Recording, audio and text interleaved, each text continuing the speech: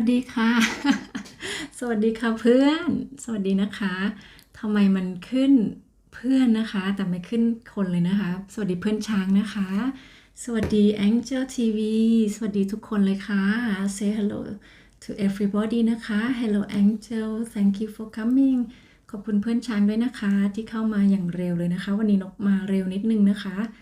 เพราะนกไม่รู้ว่าจะเกิดอะไรขึ้นหลังจากนี้นะคะ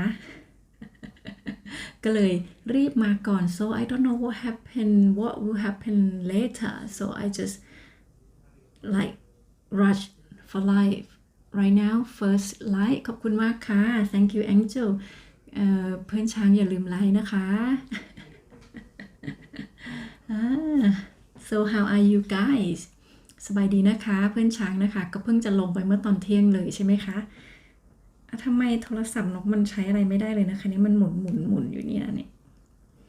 ไม่สามารถที่จะดูอะไรได้เลยนะคะเพื่อนช้างทานข้าวหรือยังคะอะไรคะบ้านรั่วไม่ฝนตกที่หน้าต่างนะคะฝนตกที่หน้าต่างจะร้องเพลงก็ไม่ได้เนาะ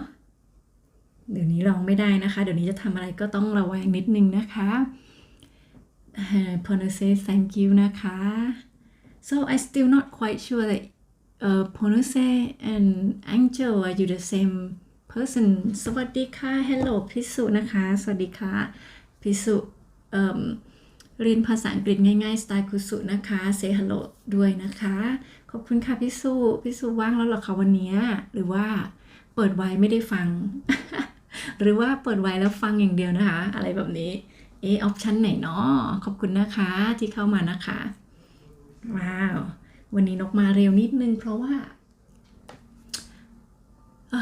ก็หลายเรื่องนะคะพิสุเดี๋ยวนกจะต้องทำงานเต็มเวลาแล้วนะคะก็อาจจะไม่ได้มาทำอะไรแบบนี้แล้วนะคะ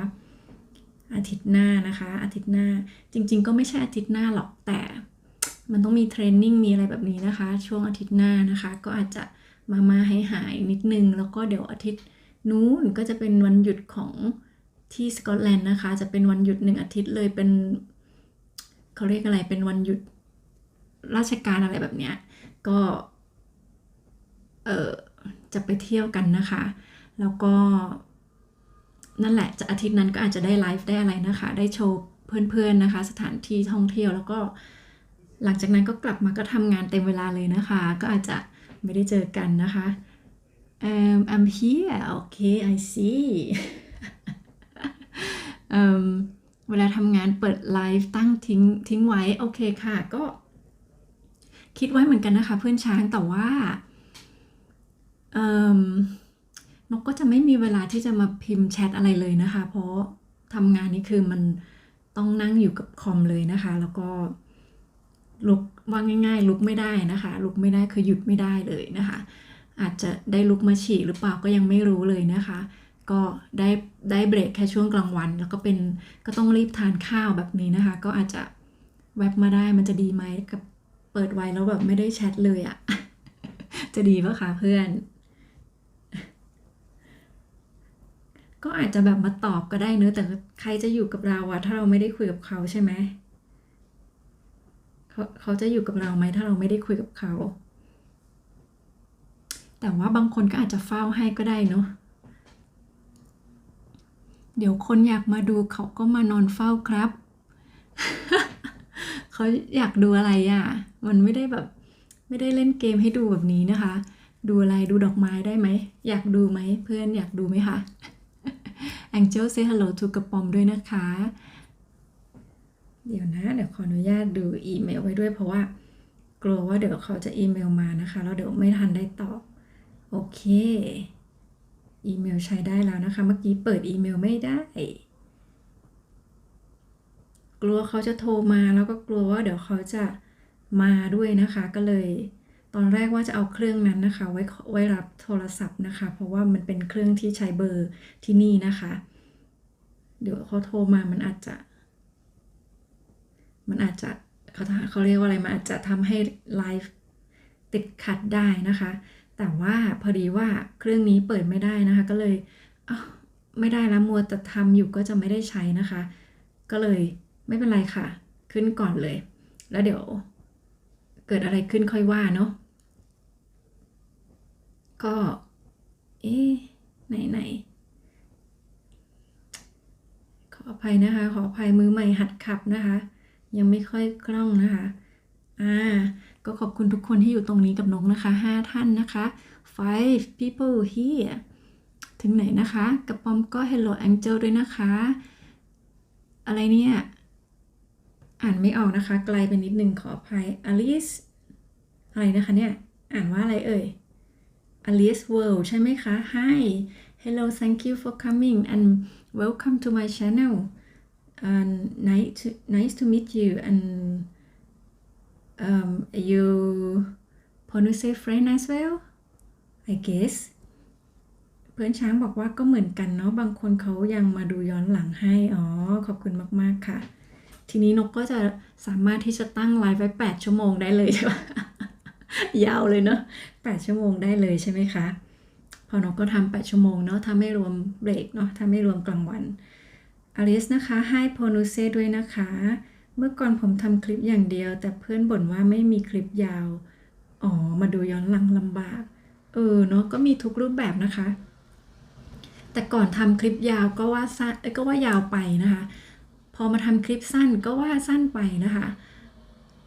มันก็มีจริงๆนะคะก็มีทั้งคนชอบแล้วคนไม่ชอบแหละนกว่าก็ทำคละๆกันไปดีกว่าเพราะว่าอย่างนกเคยทำคลิป5 นาทีนะคะคลิป5 นาทีเนี่ยนกคิดว่าตอนนั้นนกคิดว่ามันโอเคเนาะ5 นาทีก็คือมันเดี๋ยวขออนุญาตดูนะคะว่าใครมา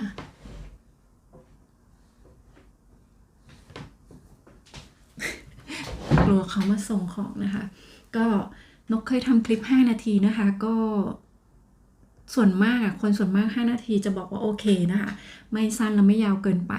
แต่บางคนนะก็บอกว่านกขอให้มันเกิน5 นาทีได้ไหมอะไรเงี้ยก็เลยต้องทำนะคะปนกันไปแล้วแต่เรื่องเนาะก็แล้วแต่ว่า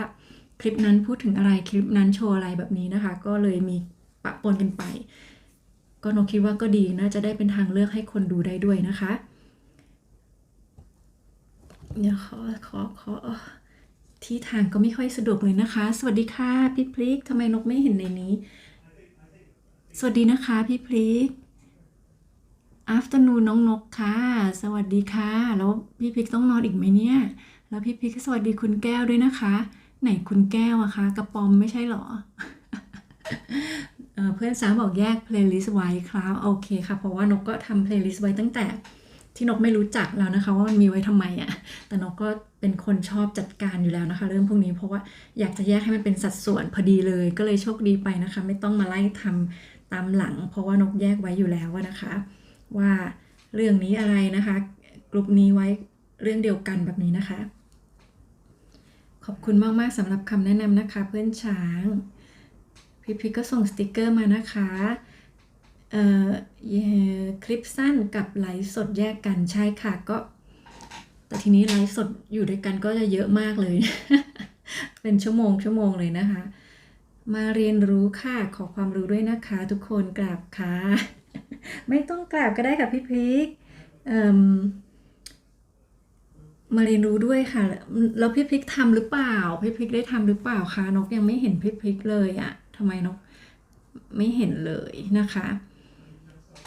พี่พริกอยากรู้อะไรนะคะถามได้นะคะถ้าตอบได้ตอบนะคะถ้าตอบไม่ได้เดี๋ยวจะไปหามาให้นะคะหรือเพื่อนๆในนี้จะช่วยกันตอบนะคะคุณแก้วไหนคุณแก้วอะทำไมนกไม่เห็นคุณแก้ว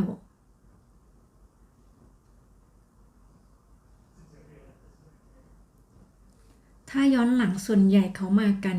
12 ถึง 24 ชั่วโมงหมายถึงเขามาดูให้อย่างนี้ใช่ไหมคะก็จะมาให้12 ถึง 24 ชั่วโมงก็ครึ่งถึง1 วันนะคะขอบคุณมากๆเลยค่ะแองเจิลก็นกสกอตนะคะอะไรนะคะ Alice World Visit โอเคค่ะ thank you Angel I will พี่พิกส่วนใหญ่เลยเหรอคะคุณแก้วคุณกระปอมใช่ไหมคะคุณกระปอมอันนั้นเขาพี่ช้างนะคะกระปอมอะไรเนี่ยกระปอมเก๋ไก่เนี่ยนะคะไข่เกิดก่อนไก่นี่นะคะก็พี่ช้างนะคะคุณช้างนกก็ไม่แน่ใจนะคะแต่ส่วนมากก็ ก็มีบางคนก็จะบอกว่ามาย้อนให้กี่นาทีเขาก็บอกเลยนะคะแต่นกก็ไม่ได้แบบไปซีเรียสอะไรเนาะบางคนนี่นะคะแบบเขามาไลฟ์เราไม่ได้อย่างเงี้ยเขาก็มาบอกว่าเขามาเพลย์ให้เพลย์ลิสต์ให้เราอะไรแบบนี้นะคะก็ต้องขอบคุณมากๆเลยอันนี้ก็แล้วแต่ความสมัครใจของเขาเลยเนาะนะคะเพราะบางทีเขามาไลฟ์เราไม่ได้เวลาไม่ตรงกันอะไรแบบนี้เขาก็ไปดูคลิปเราแทนอะไรแบบนี้หรือไม่เขาก็ไปรันให้อย่างนี้นะคะก็เช่นเดียวกันนะคะถ้าสมมติว่านกไปไลฟ์ใครไม่ได้เงี้ยนกก็ไปย้อนให้เขานะคะย้อนแทนเพราะเราไม่ทันเนาะด้วยเวลาที่ไม่ตรงกันนะคะแต่จะ12-24 ชั่วโมงก็ไม่แน่ใจแต่ว่าก็ส่วนมากถ้าจะรันนะคะก็เปิดทิ้งไว้อยู่แล้วนะคะทั้งวันไม่เกิน8 ชั่วโมงใช่ไหมคะส่วนมากที่เขานับให้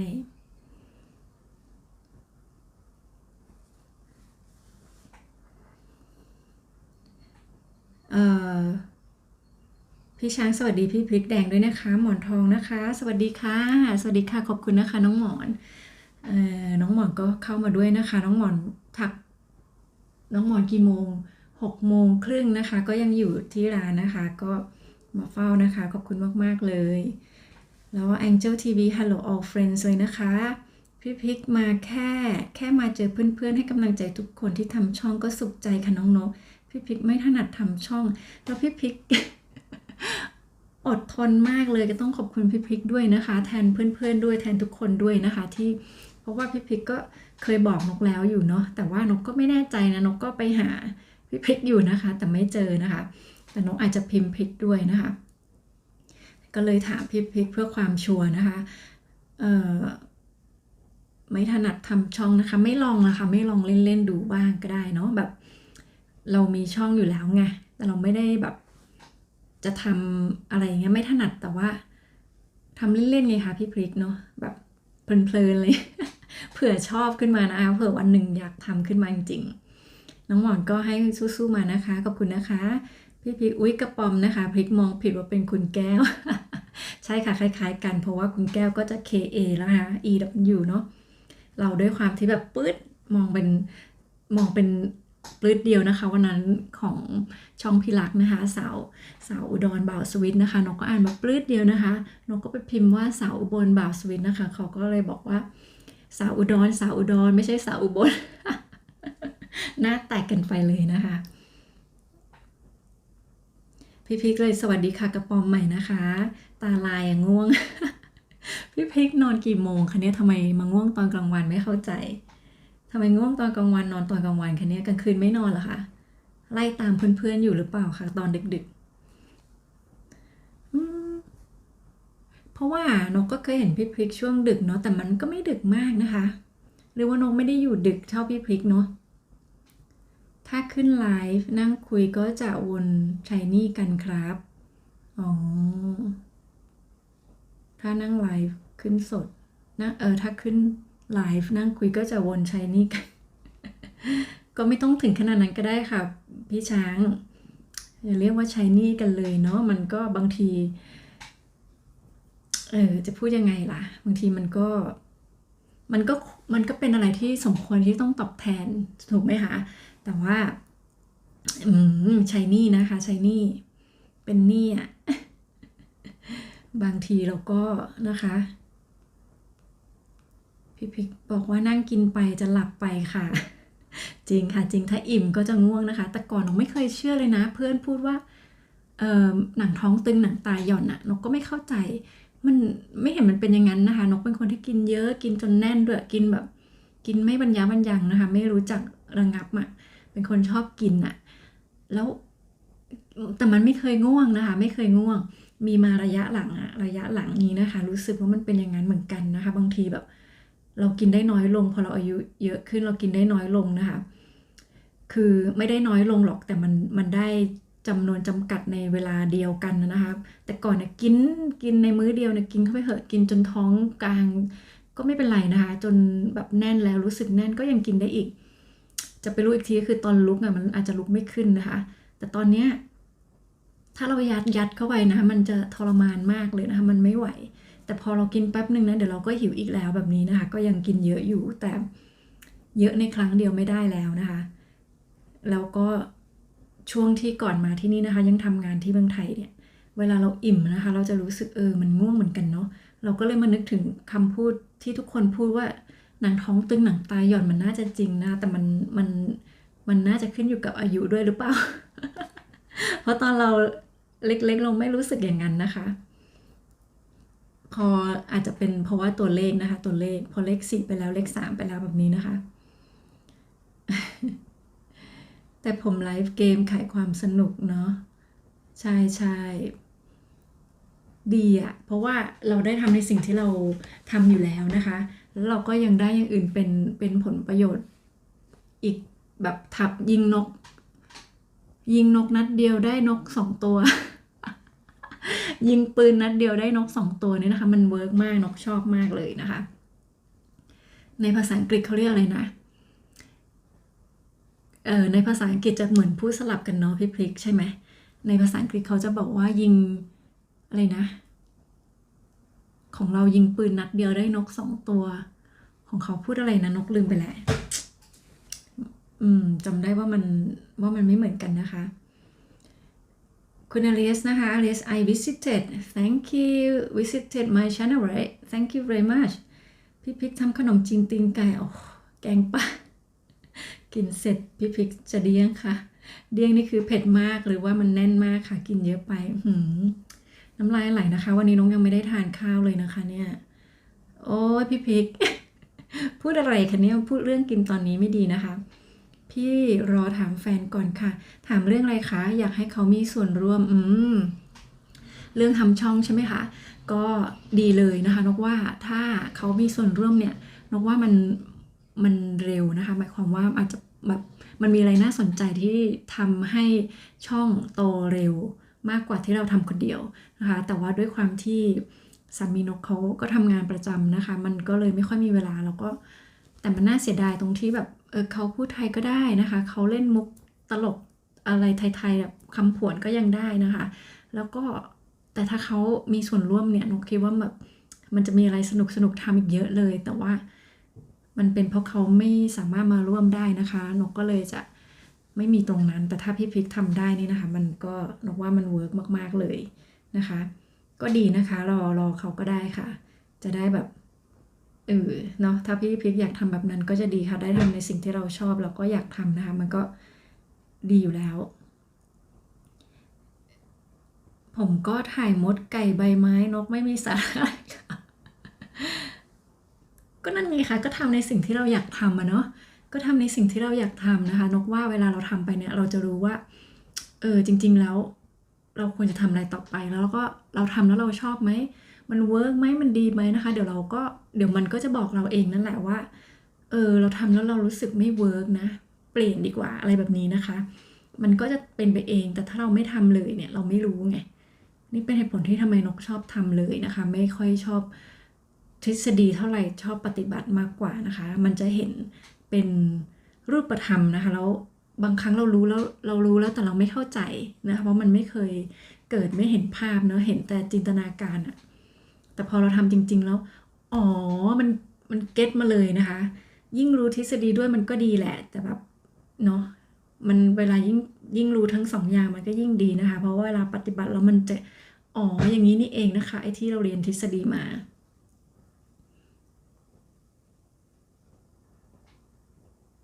พี่ทำงานกลางคืนนอนกลางวันค่ะโอเคค่ะเข้าใจแล้วก็อย่างนี้พี่พิกก็ต้องพักผ่อนนะคะเยอะๆถ้าพี่พิกหลับก็ไม่เป็นไรนะคะนกไม่ว่าอะไรเลยนะคะก็ขอบคุณมากๆที่อุตส่าห์แวะเข้ามานะคะแม้จะง่วงก็ตาม มาเป็นกำลังใจให้น้องนะคะขอบคุณมากๆเลยน้องหมอนทองก็ให้หัวใจพลัสมานะคะขอบคุณมากๆค่ะน้องหมอนก็ขยันทำคลิปอย่างเดียวเลยนะคะตอนนี้ปั่นเลยนะคะพี่พิกเลยนอนไม่เป็นเวลาค่ะน้องนกไม่ดีเนาะนอนไม่เป็นเวลานกช่วงนี้นกไม่ไหวเลยนะคะตั้งแต่อายุมากขึ้นน่ะถ้านอนไม่พอมันแย่นะคะแต่ก่อนก็ไม่เป็นไรเนาะนอนเช้าก็ได้นะแต่ก่อนนอนเช้าไม่นอนก็ได้นะคะแต่ตอนนี้ถ้าไม่นอนนะมันเบลอน่ะมันเบลอแบบวันนั้นนะพี่พริกยังไม่ได้มาวันนั้นที่นกไลฟ์แบบเบลอนะคะเบลอแบบว่ารักแถบนะคะ มันแบบมันจะพูดอะไรผิดแล้วมันก็จะนึกอะไรไม่ออกเลยนะคะแล้วถ้าแบบลูกมีปัญหานี้นะคะก็จะแบบ มันจะกลายเป็นว่าเราโมโหแทนที่เราจะแบบอธิบายเขานะคะ เราก็จะโมโหแทน สวัสดีค่ะพี่อภายังอยู่บนเวทีไม่ใช่หรอ แวบมาพิมพ์ใช่ไหมคะ ขอบคุณนะคะ พี่พิกมีชวนแฟนเมื่อคืนค่ะว่า พี่ชวนแฟนเมื่อคืนค่ะว่าจะไปชวนน้องนกทานกลางวัน ถ้ามันพอจะว่างตรงกันค่ะ หมายความว่ายังไงคะ อ๋อ แบบไลฟ์สดอะไรอย่างนี้หรือเปล่า ยังไงนะคะพี่พิกน้องไม่เข้าใจหรือว่าจะมา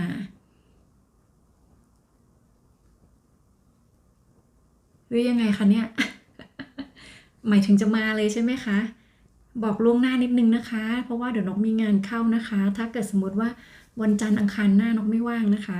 แต่พุธพฤหัสศุกร์นี่โอเคนะคะ แล้วอาทิตย์สกอตแลนด์กับอังกฤษนี่วันหยุดไม่ตรงกันนะคะ อาทิตย์หน้านี้จะเป็น เดี๋ยวนะคะ อาทิตย์ต่อจากอาทิตย์หน้านี่ค่ะเป็นวันหยุดของที่นี่นะคะ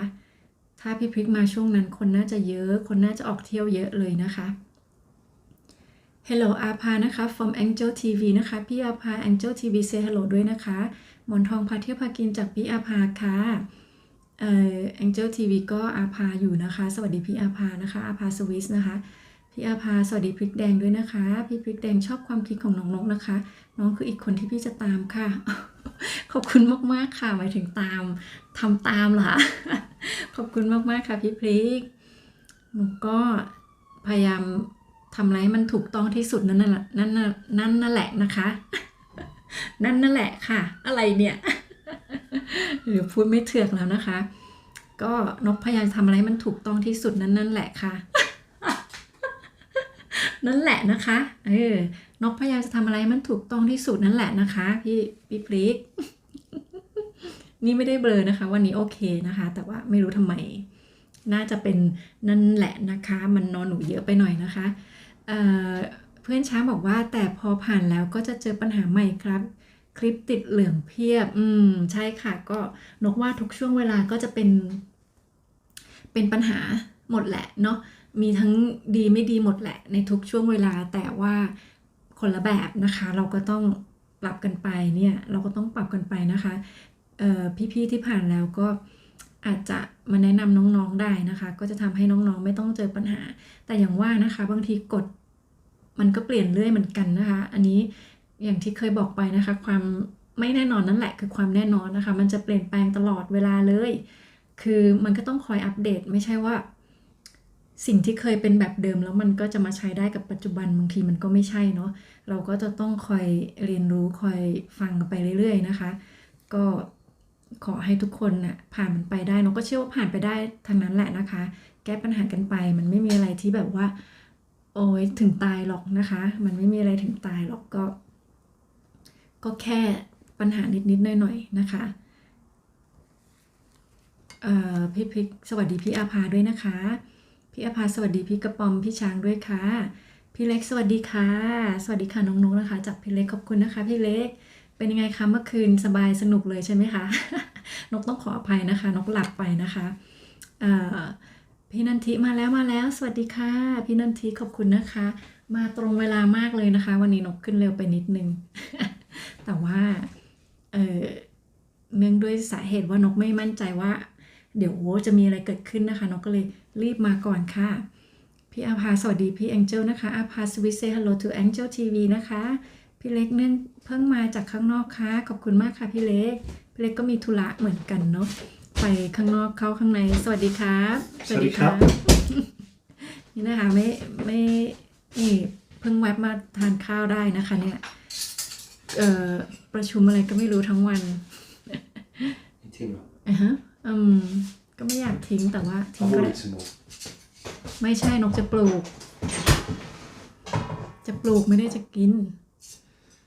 เพิ่งมาจากข้างนอกนะคะพี่เล็กแล้วก็เพื่อนช้างบอกสวัสดีพี่อาภาด้วยนะคะพี่เล็กพี่เฝ้าค่ะขอบคุณมากค่ะพี่เล็กAngel TV สวัสดีsay thank you to พี่อาภานะคะ Angel TV say thank you to อาภา Swiss พี่อาภาบอกเลิฟ6นะคะขอบคุณมากๆค่ะอยู่กับเรา9คนนะคะใครหลงใครลืมนะคะก็อย่าลืมนะคะ ม มาแล้วกดไลค์นะคะ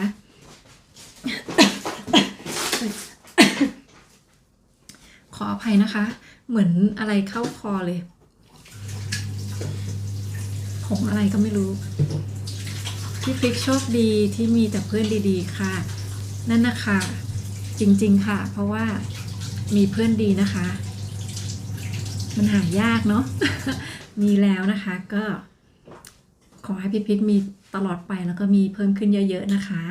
เป็นสิ่งที่ดีเราไม่ว่าเราจะมีอะไรที่ดีนะคะนกว่ามันเป็นความโชคดีของเราแล้วมันเป็นบุญบารมีของเราเนาะไม่รู้ทำอะไรไว้อะพี่พริกอะมี Angel TV แอดมินให้ใครแอดมินอะ Angel TV say hi to admin นะคะพี่อภาสวิสแอดมินอ๋อโอเคค่ะ Angel TV say hello to Luz นะคะ Kitchen พี่อภาสวัสดีพี่เล็กด้วยค่ะพี่แมนสวัสดีค่ะพี่แมนวู้ฮู้นะคะเดี๋ยวพี่แมนต้องให้สติ๊กเกอร์พี่แมนหน่อยพี่แมนมาได้ยังไงคะติ๊กเกอร์อยู่ไหนติ๊กเกอร์อยู่ไหนทาดาโอ้เลิฟนะคะเลิฟทาดาตบมือให้พี่แมนเลยค่ะ3 2 1เร่พี่แมนมานะคะพี่แมนสวัสดีรอบวงด้วยนะคะแล้วพี่แมนก็037วอต2นะคะวอต2วอต2วอต2นะคะวอต28ค่ะ28พี่นันทีบอกเปิดไว้นะคะขอบคุณนะคะพี่นันที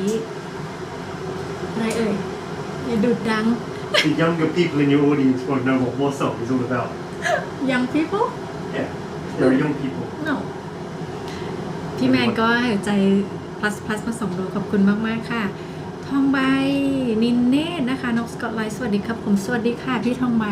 ยินดีต้อนรับเข้าสู่ช่องนกสกอตไลฟ์นะคะเรารู้จักกันแล้วใช่ไหมคะเชิญนั่งค่ะเชิญนั่งนกปูเสื่อไว้ให้ทุกคนนั่งนะคะเลือกที่นั่งได้เลยนะคะแล้วพี่ทองใบจะดื่มน้ำเปล่าหรือว่าดื่มน้ำอะไรดีคะมีทุกสิ่งอย่างเลยนะคะถ้าน้ำเปล่าก็จะเป็นน้ำจากก๊อกนะคะแต่ว่าถ้าเป็นอย่างอื่นก็จะจากขวดจากกระป๋องอะไรแบบนี้นะคะ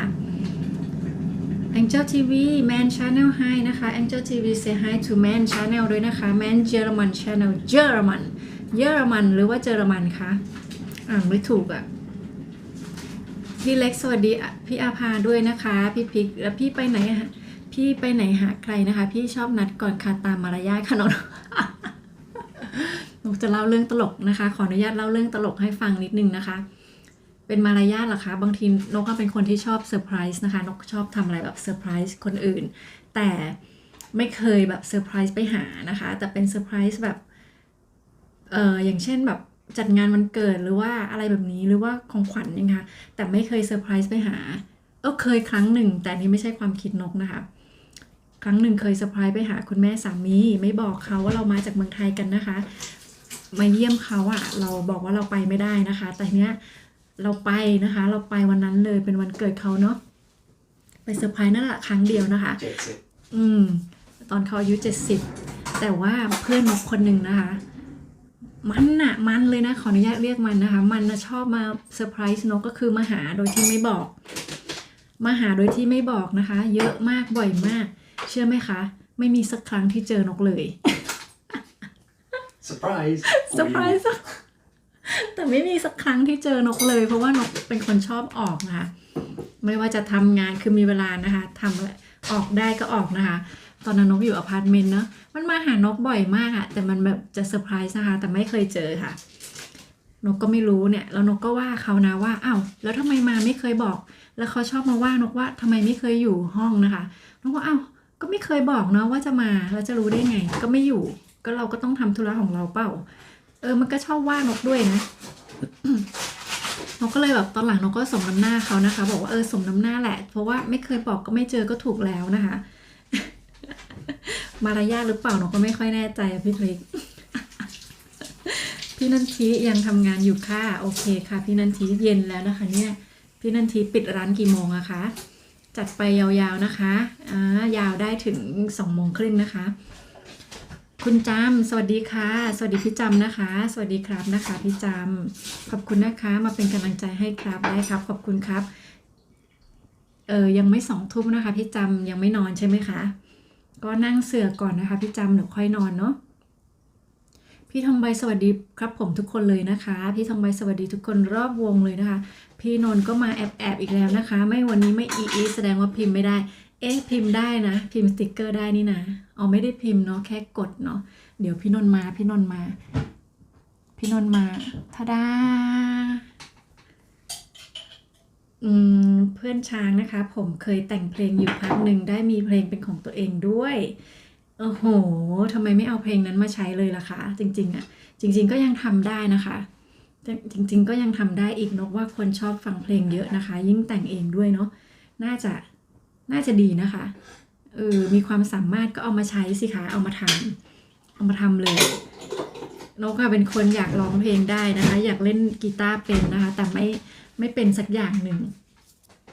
แล้วก็เวลาจะทำอะไรมันก็มีข้อจำกัดไงพอเรามีความสามารถจำกัดเราก็ทำอะไรได้จำกัดเนาะ หาความสามารถอะไรก็ไม่ค่อยเจออะไรอย่างเงี้ยคือ มันไม่เหมือนคนที่เขามีความสามารถมาอยู่แล้วนะคะทำอะไรก็ง่ายพี่พิกถูกบ้างผิดบ้างไม่เป็นไรค่ะน้องพี่เชื่อว่าไม่มีใครทำถูกหรือผิดไปซะทุกอย่างทุกเรื่องนะคะใช่ค่ะจริงค่ะไม่มีอะไรที่แบบซ้ายทีเดียวแล้วก็ขวาทีเดียวหรอกเนาะมันก็ปนกันไปนะคะแต่ขอให้ถูกมากกว่าผิดเนาะ ไม่งั้นก็จะเป็นภาพจำไปในทางที่เราทำเยอะกว่าเนาะอะไรอ่ะ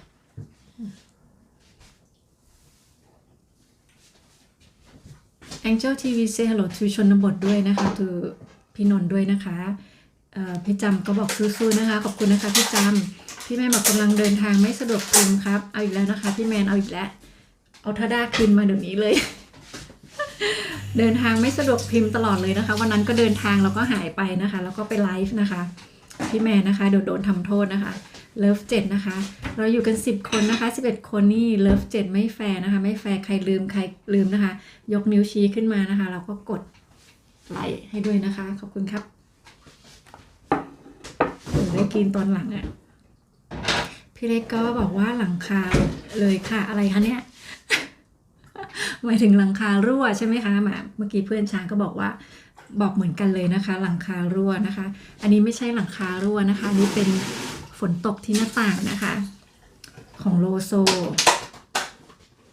พี่พิกทำตามและเชื่อในบางอย่างที่มันตรงกับจริตเราก็คบกันได้ค่ะเพราะไม่มีใครดีไปหมดสักทุกอย่างเนาะก็เป็นตัวของตัวเองใช่ไหมคะที่พี่พิกหมายถึงจริงเลยนะคะแค่เป็นตัวของตัวเองก็อย่างที่พี่พิกพูดนั่นแหละเมื่อวานนะคะว่าไม่เฟก10ใช่เราก็เชื่ออย่างนั้นนะคะไม่ว่าเขาจะเป็นอะไรที่แบบว่าเขาเรียกอะไรล่ะบางครั้งก็เป็นจริตที่เราอาจจะไม่ชอบแต่ถ้ามันเป็นตัวเขาอะมันเขาเรียกอะไรมันรับได้นะคะมันรับได้เพราะเรารู้ว่ามันเป็นเขาไงแต่ถ้าอะไรที่ถึงแม้ว่าเขาจะทำให้มันดูดีมันดีอะแต่มันไม่ใช่เขาอะเนาะมันดูมันไม่เนียนไงมันดูมันไม่ธรรมชาตินะคะพี่พริกสวัสดีคุณสามีน้องนกนะคะเอาพี่พริกสวัสดีคุณสามีน้องนกด้วยนะคะขอบคุณค่ะน้องอ่านเม้นช้าไปใช่ไหมนี่ คุณจำก็แอบนะคะได้นะคะพี่พริกสักวันเราจะได้ทานข้าวด้วยกันค่ะและเป็นความคิดเห็นได้ค่ะช่วงนี้นะคะขอให้เลยช่วงนี้ไปหรือไม่ก็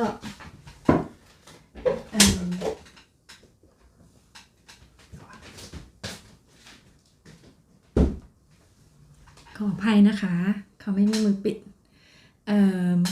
หรือไม่ก็ต้องเป็นในสวนสาธารณะก็ได้นะคะที่ว่าแบบเขาอนุญาตให้เราอยู่เจอกันในสวนได้นะคะแต่ถ้าเป็นแบบร้านอาหารอย่างนี้หรือว่าในบ้านยังไม่อนุญาตตอนนี้นะคะตอนนี้ก็เหมือนสถานการณ์ไม่ค่อยดีขึ้นนะคะก็เลยโดนจำกัดพื้นที่นะคะน้องหมอนก็ให้หัวใจ plus มานะคะขอบคุณมากๆค่ะพี่เล็กไลค์เรียบร้อยแล้วนะคะขอบคุณมากเลยค่ะพี่อาภาสวัสดีพี่เล็กด้วยนะคะพี่จำเปิดไว้นะคะซักผ้าครับได้ครับผมตอนแรกกำลังจะบอกว่าพี่จำสวดมนต์หรือเปล่า แต่ว่ายังไม่2 ทุ่มใช่ไหมคะยังไม่นอนเนาะAngel TV 55 Are you laughing about me or about my husband พี่อาภาสวัสดีพี่แมนด้วยนะคะ พี่เล็กสวัสดีให้ให้คุณสามีนะคะ ไปแล้วนะคะ อ่านช้าไปนะใช่ไหมคะเนี่ยพี่พริกบอกว่าพริกแค่ไม่ชอบคนมาหากินกับเพื่อนๆนะคะ ที่เขาทำงานเหนื่อยคนเหล่านี้ควรสำนึกค่ะ และถ้ารู้ว่าเดินทางผิดเพื่อนๆก็พร้อมให้อภัยนะคะนกก็ว่าอย่างนี้นะคะ มีอยู่ครั้งหนึ่งพี่พริกมีเรื่องให้นกเล่าเยอะเลยนะคะขอบคุณมากๆเลย ก็เพื่อนนกคนหนึ่งนะคะ ก็เป็นเพื่อนสนิทกันนี่แหละ แล้วนกก็ต้องย้ายมาอยู่ที่นี่ใช่ไหมคะนกก็ต้องมีเรื่องที่บ้านเรื่องอะไรที่แบบจะต้องจัดการกับแบงค์หรือว่าอะไรต่างๆที่เมืองไทยนะคะเพราะนกมาที่นี่แบบเร็วมากนะคะนกก็ไม่ได้ขอให้ใครช่วยอะไรนกพยายามจัดการทุกอย่างด้วยตัวเองนะคะนกเตรียมทุกอย่างเพื่อการที่ว่าเรามาอยู่ที่นี่แล้วเราจะทำทุกสิ่งอย่างออนไลน์ได้นะคะเพื่อที่จะไม่ต้องใช้ใครไม่ต้องใช้คนที่บ้านทำให้แบบนี้นะคะนกก็จะดาวน์โหลดแอปแบงค์นะคะคุยกับแบงค์คุยกับทุกที่ที่นกจะต้องติดต่อให้เขารู้ว่านกมาอยู่ที่นี่แล้วนกจะทำอะไรได้ด้วยตัวเองนะคะโดยที่ไม่ต้องแบบให้คนไปจ่ายเงินให้อะไรแบบนี้หรือว่าให้คนไปจ่ายทำอะไรให้เราอะทีนี้นกจำไม่ได้ว่าเรื่องอะไรนะคะแต่เพื่อนพูดกับนกว่ามีเรื่องหนึ่งที่นกต้องวานเขานะคะนกจำเป็นต้องวานเขาแล้วนกก็แบบว่าเกรงใจเขามากๆนะคะทีนี้เขาก็คงรู้แหละว่านกเป็นคนที่ไม่ค่อยชอบใช้เพื่อนนะแล้วเขาพูดมาคำหนึ่งว่าอ้าวแล้วเธอจะมีเพื่อนไว้ทำไมนะคะแล้วเธอจะมีเพื่อนไว้ทำไมเขาพูดคำนี้นกก็เลยแบบอ้าวเหรอคือมีเพื่อนไว้ใช้ไงคือมีเพื่อนไว้ขอความช่วยเหลือนะคะเขาพูดคำนี้นกก็บอกว่าแต่ในความคิดนกนกมีความรู้สึกว่าถ้าเรามีเพื่อนคือเพื่อนที่ดีน่ะไม่ควรจะทำให้เพื่อนลำบากนะคะไม่ควรจะทำให้เพื่อนลำบากคือเราไม่อยากให้เขาลำบากเราก็เลยไม่อยากใช้เขานะคะ แบบนี้แหละแต่เขาก็บอกว่าเขาคิดตรงข้ามกับเราคือเขาบอกเพื่อนก็มีไว้ให้คอยช่วยเหลือกันนี่แหละคือแบบทำอะไรไม่ได้ก็ถามเพื่อนเดี๋ยวเพื่อนช่วยได้อะไรอย่างนี้นะคะแต่ความคิดนกคือนกบอกเขาว่าเพื่อนในความคิดนกคือถ้าเป็นเพื่อนเราไม่ควรทำให้เพื่อนลำบากหรือเปล่าใช่ไหมคะก็เหมือนทุกคนนั่นแหละเนาะเหมือนพ่อแม่พี่น้องที่เราก็ไม่อยากให้เขาต้องมาลำบากอะไรแบบนี้นะคะแต่มันก็ไม่ผิดนะคะความคิดเขาก็ไม่ได้ผิดจริงๆเรามีคนรอบกายไว้ช่วยเหลือช่วยซัพพอร์ตกันมันก็ถูกนะคะแต่นกมองว่าถ้าทั้งเราและเขาคิดแบบนี้ด้วยกันอ่ะมันก็จะไม่มีเรื่องที่ไม่ดีต่อกันนะคะอาจจะขอความช่วยเหลือเล็กๆน้อยๆที่มันไม่ได้แบบทำร้ายหรือเป็นการที่ไปทำให้อีกฝ่ายเขาเดือดร้อนแบบนี้นะคะเนาะพี่เล็กบอกว่า Hi Angel TV นะคะ Admin Louis Kitchen say hello to Angel TV ค่ะพี่ทองใบก็ยังอยู่กับเรานะคะขอบคุณนะคะพี่ทองใบยังไม่บอกว่าดื่มน้ำอะไรเลยนะคะเดี๋ยวนกไปเอาน้ำก๊อกมาให้ก่อนนะคะนี่ค่ะดื่มน้ำก๊อกนะคะนี่นะคะดื่มค่ะเดี๋ยวนกดื่มให้ก่อนขอบคุณพี่ทองใบนะคะที่อยู่กับนกจนถึงตอนนี้เลยนะคะ Angel TV still 5I'm sorry นะ I'm sorry I hope you understand Thai พี่เล็กพี่อ่านเยอรมันนะคะเยอรมันเยอรมันใช่ไหมคะเยอรมันสิแล้วนกไปพูดอะไรเยอรมันใช่ไหมเยอรมันนะคะเยอรมันเมื่อวานพูดถึงตัว G ตัว J นะคะตัว J ใช่ต้องเยอรมันนะถูกแล้วเมื่อวานนกพูดถึงตัว J นะคะว่าคนสเปนเนาะเขาจะอ่านตัว J เป็นตัว Y นะคะหนูก็เลยงงนิดนึงนะคะขอเตือนนะคะว่าอย่าทำค่ะขอแบบไม่ได้ดูและรู้อะไรคืออะไรอะคะไม่ได้ขอแบบไม่ได้ดูและรู้อะไรคือหมายถึงเพื่อนพี่คนนั้นใช่ไหม ใช่ไหมคะพี่พริกพี่นันที่ให้หัวใจ plus มานะคะพี่ไม่ชอบเซอร์ไพรส์โดยที่เขาไม่ใช่ครอบครัวคุณมารยาทต้องมีค่ะการจะไปหาใครคุณต้องนัดค่ะเพื่อนนกอันนี้เป็นเพื่อนนะคะเขาไม่เคยนัดนกเลยแล้วก็ไม่เคยเจอด้วย ทองใบนะคะพี่ทองใบสวัสดีพี่เล็กด้วยนะคะพี่พิกคุณจะไปหาใครควรนัดเขาก่อนค่ะมารยาททางสังคมที่ควรมีจริงๆนะคะ คนที่นี่นกว่าคนที่นี่เนาะต้องนัดนะคะถ้าเซอร์ไพรส์ไม่ได้เนาะสวัสดีค่ะผู้ก่อการไลน์น้องน้ำหวานนะคะ8ค่ะขอบคุณนะคะพี่นกให้สติ๊กเกอร์พี่นกมานะคะขอบคุณมากๆเลยค่ะน้องน้ำหวานจะเริ่มทำช่องหรือยังพี่เล็กนะคะ สวัสดีพี่ทองใบด้วยนะคะ น้องหมอนทองก็หัวเราะแก้มป่องมาเลยนะคะ ขอบคุณนะคะ จริงๆนะ พี่วุฒิสวัสดีค่ะ พี่วุฒิบอกอะไรนะคะ จูงกะนะคะ จูงกะคืออะไรคะ สวัสดีค่ะ แปลว่าอะไรจูงกะ สวัสดีครับสาวนกนะคะ พี่วุฒิขอบคุณมากๆนะคะ เชิญนั่งก่อนนะคะ เชิญนั่งก่อนค่ะ พี่พริกบอกว่าชอบร้องเพลงค่ะ แต่เพี้ยนตลอด แต่ก็ชอบร้องนะคะ แล้วก็ยัดเยียดให้เพื่อนฟังค่ะ ถ้ากับเพื่อนก็โอเคนะคะ แต่ว่าออกสื่อนี้ไม่ไหวนะคะ เดี๋ยวเพื่อนๆหนีหมดนะคะ พี่เพลพี่พริก พี่เล็กสวัสดีทุกคนนะคะ พิมพ์ยาวมากเลยค่ะ พิมพ์ยากมากเลยค่ะทำไมอะคะ ไม่เป็นไรค่ะพี่เล็ก ไม่ต้องพิมพ์ก็ได้ค่ะ จริงๆนะคะ มันมีปุ่มไมโครโฟนอะ คลิกที่ปุ่มไมโครโฟนแล้วพูดนะคะ แต่ต้องเปลี่ยนคีย์บอร์ดเป็นภาษาไทยก่อนนะคะ ถ้าจะพูดภาษาไทย ถ้าจะพูดภาษาอังกฤษต้องเปลี่ยนคีย์บอร์ดเป็นภาษาอังกฤษนะคะ ไม่งั้นมันจะไม่ขึ้นให้เราตามนั้นนะคะอยากจะพูดภาษาไหน เปลี่ยนคีย์บอร์ดเป็นภาษานั้นแล้วก็คลิกที่ไมโครโฟนแล้วก็พูดเลยนะคะ มันจะขึ้นมาตามที่เราพูดแล้วก็เราก็คลิก enter เลยค่ะ ไม่ต้องพิมพ์นะคะ นี่พี่ช้างก็ให้เขาเรียกอะไรนะคะเนี่ย YouTube อะโฮมสเตย์เหรอ อ๋อ ใช่ไหม ไม่ใช่ มันไม่มีหลังคานะคะ พี่เล็กบอกว่าคีย์บอร์ดมีปัญหาค่ะ อ๋อ ใช้คอมใช่ไหมคะ ใช้คอมพิวเตอร์ อ๋อนกก็นึกว่าใช้มือถือนะคะ ไม่เป็นไรค่ะพี่เล็ก เป็นเพราะไลฟ์เมื่อคืนหรือเปล่า ไลฟ์เมื่อคืนก็เลยมีปัญหาหรือเปล่าคะ ไม่เป็นไรนะคะทำให้สะดวกนะคะนั่งคุยนั่งฟังนั่งฟังก่อนก็ได้ค่ะ นั่งฟังเฉยๆก็ได้นะคะ Angel TV ก็ Hello all friends เลยนะคะพี่วุฒิให้หัวใจ plus มาค่ะ พี่พิกบอกกดให้น้องด้วย กดให้ดวงอะไรกดให้น้องด้วยนะคะ คนแอบ ใช่ค่ะ ขอบคุณพี่พิกนะคะ พี่พิกพูดถูกนะคะ ใครแอบนะคะ ก็อย่าลืมกดไลค์ให้นกด้วยนะคะ Angel TV is it raining there no it's not it's sunny actually but this is app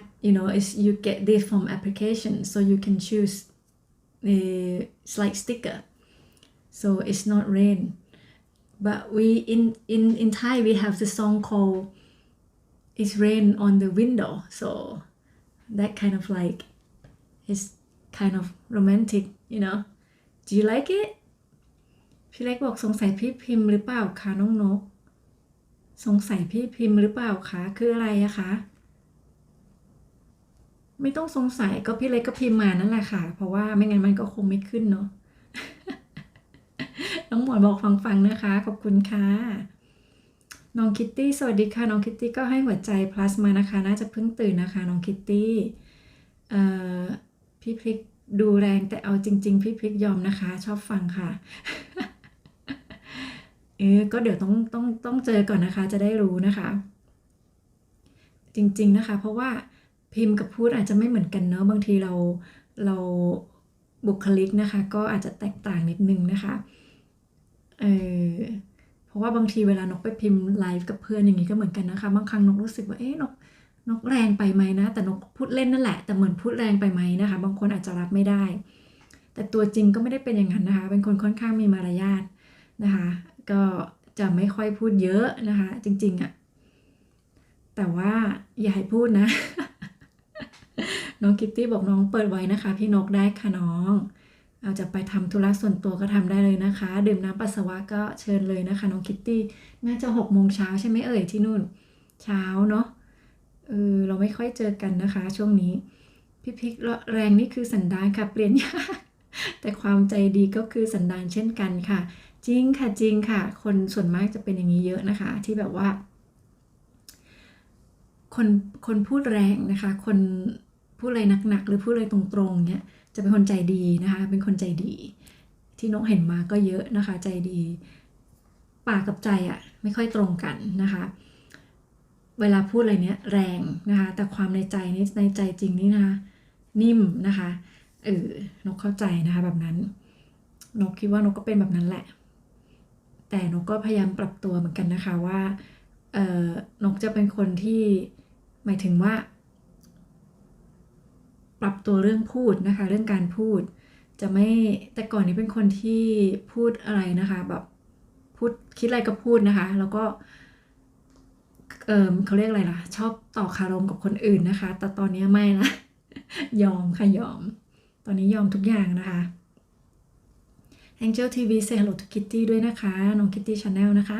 พี่นนท์บอกว่าน้องอีเปิดไว้แต่ขึ้นแล้วครับขอบคุณนะคะพี่นนท์ทราบค่ะเมื่อกี้เห็นติ๊กเกอร์พี่นนท์ขึ้นมาก็แอบเลยนะคะเพราะว่าพี่นนท์ทำงานตลอดตอนนกไลฟ์นะคะพอนกไม่ไลฟ์เนี่ยพี่นนท์ก็ยังทำงานอยู่ พอพี่นนท์ทำงานเสร็จก็จะเป็นเวลามืดๆของนกแล้วนะคะพี่นนท์สวัสดีเพื่อนๆทุกคนด้วยนะคะมาแวบมาพิมพ์แน่เลยนะคะพี่พิกบอกแค่โชคดีนะคะที่พี่พิกมีแต่เพื่อนใจดีและใจดีเข้าใจนะคะแล้วมอบความรักให้ขอบคุณมากค่ะทุกเพื่อนนะคะพิกรักทุกคนที่ทำช่องค่ะสู้นะคะใช่ค่ะ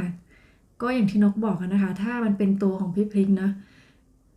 ทุกคนก็จะรักในความเป็นพี่พิกนั่นแหละนะคะแต่ถ้าพี่พิกเป็นแบบนี้แล้วพี่พิกพยายามจะทำอย่างอื่นที่มันแบบไม่ใช่ถึงแม้มันจะดูดีกว่าพี่พิกอาจจะคิดว่าแบบอะไรที่ดูดีกว่าแล้วลองทำมันเนี้ยแต่มันไม่ใช่เราไงเนาะมันก็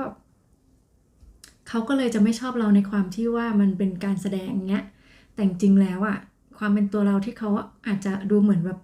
พฤติกรรมบางอย่างเขาอาจจะไม่ชอบแหละแต่พอเขารู้ว่ามันเป็นตัวเราเนี่ยเราก็เป็นอย่างเงี้ยตลอดอะเขาจะเข้าใจเองนะคะจะรับทราบเองแล้วเขาก็จะรู้ว่าเราเป็นอย่างเงี้ยนะคะไม่มีใครโกรธหรอกเนาะเพราะก็เราเป็นอย่างนี้อะอาจจะไม่ชอบบางสิ่งบางอย่างแต่มันก็ไม่ได้หมายความว่าจะไม่รักหรือว่าจะรักไม่ได้นะคะหรือว่าจะต้องเกลียดก็ไม่ใช่เนาะAngel TV บอก my friend you make sound before so I say ha oh I see what kind of sound you mean like hule hule hule ha ha something like that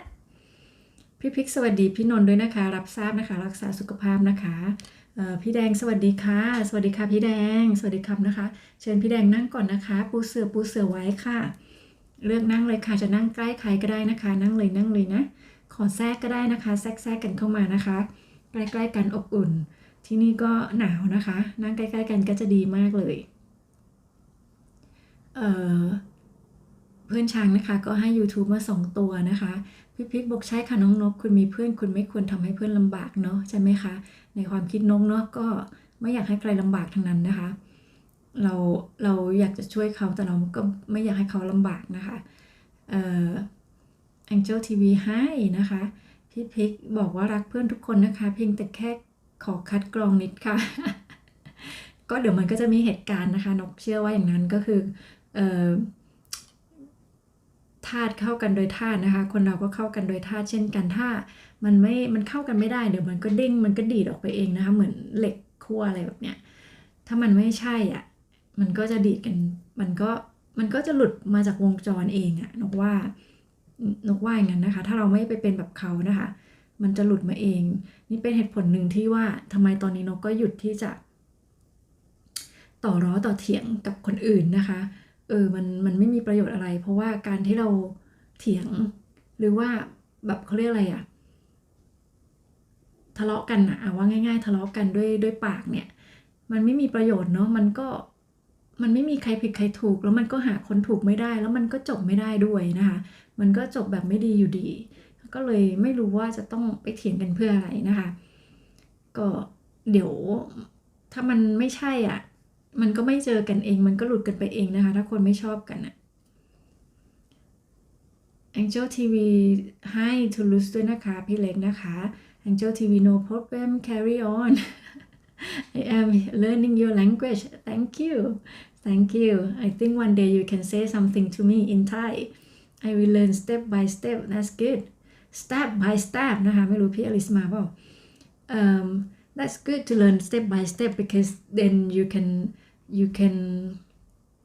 move forward like strongly or firmly something like that พี่ตอนนี้พี่เข้าใจแล้วว่าทำไมเพื่อนๆอ่านแชทช้าเพราะอ่านไปอธิบายไป ใช่ค่ะถูกต้องไม่งั้นถ้าอ่านรัวนี่นะคะเราก็จะย้อนกลับขึ้นมาอธิบายไม่ได้ด้วยถูกไหมคะมันก็ต้องแบบนี้แหละเนาะแต่ว่าบางคนก็จะชอบแซวว่าเราอ่านช้านะคะ แต่จริงๆแล้วก็คืออย่างนี้แหละเราอ่านไปคุยไปไงใช่ไหมคะพี่นันทิให้หัวใจ plus มานะคะแล้วอีกอย่างหนึ่งนะคะตอนนี้นกก็ได้เรียนรู้เหมือนกันนะคะเวลานกพิมพ์อะไรเนี่ยเวลาเราฟังเขาแล้วเราพิมพ์ไปใช่ไหมคะเราฟังเขาพูดปุ๊บแล้วเราพิมพ์ตอบอ่ะเวลาเขามาถึงคอมเมนต์เราเขาจะอ่านแล้วเขาจะไม่รู้เรื่องไปแล้วเพราะเขาจะลืมเรื่องที่เราพูดไปแล้วนกก็เลยต้องพิมพ์เหมือนพิมพ์คำที่เขาพูดซ้ำอย่างเช่นถ้าเป็นคำถามถ้าสมมติเขาถามอะไรเราอย่างนี้นะคะเราก็จะพิมพ์ไปว่าเราจะพิมพ์คำถามนั้นทวนด้วยนะคะหรือว่าจะต้องมีคำถามนั้นอยู่เวลาเขาอ่านแล้วเขารู้ว่าอ๋อเราตอบเขาในคำถามนั้นนะแบบนี้นะคะเพราะไม่งั้นอ่ะเขาอ่านมาถึงคอมเมนต์เราแล้วเขาจะแบบอะไรเนี่ย นกพูดอะไรไม่เข้าใจนะคะนี่คือสิ่งที่นกเรียนรู้จากการฟังไลฟ์เพื่อนด้วยนะคะเราพิมพ์เพราะฉะนั้นเวลานกพิมพ์ตอบเขาไปเนี่ยมันเหมือนมันไลฟ์มันเหมือนมันสดตอนที่เราตอบแต่คนอ่านนะเขายังอ่านไม่ถึงคอมเมนต์เราอย่างนี้ค่ะนกก็เลยต้องพิมพ์ ให้ยาวๆนะคะทวนคำถามนั้นไปด้วยพี่แดงก็สวัสดีพี่นันทีด้วยนะคะพี่พิกบอกนี่ทีนี้ถ้าเซอร์ไพรส์คุณจะเจอความว่างเปล่าเพราะคุณไม่นัดใช่ค่ะ แล้วเชื่อไหมคะเพื่อนนกอ่ะไม่ได้อยู่ใกล้ๆนะนกไม่รู้มันจะเซอร์ไพรส์ไปถึงไหนนะคะไม่ได้อยู่ใกล้นะอยู่ไกลมาทีก็คือแบบขี่มอเตอร์ไซค์ด้วยนะมาไกลๆแต่ว่าอันนั้นก็มันช่วยไม่ได้นะคะเพราะว่าเขาไม่นัดเราอ่ะอยู่ๆก็มานึกจะมาก็มาไม่เคยเจอละ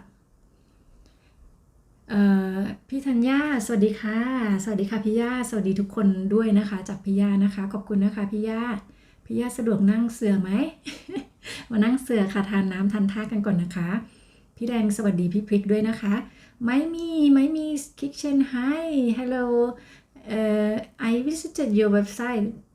I'm not sure if you've seen but yeah not website channel yeah have a look so I don't forget น้องหมอนก็ให้หัวใจ plus มานะคะพี่พริกไม่รู้ค่ะพี่แค่ชอบร้องแต่เพี้ยนเนี่ยคือประจำนกก็เป็นอย่างนั้นนะนกก็เป็นอย่างนั้นเวลานกก็เป็นอย่างนั้นจริงนะคะ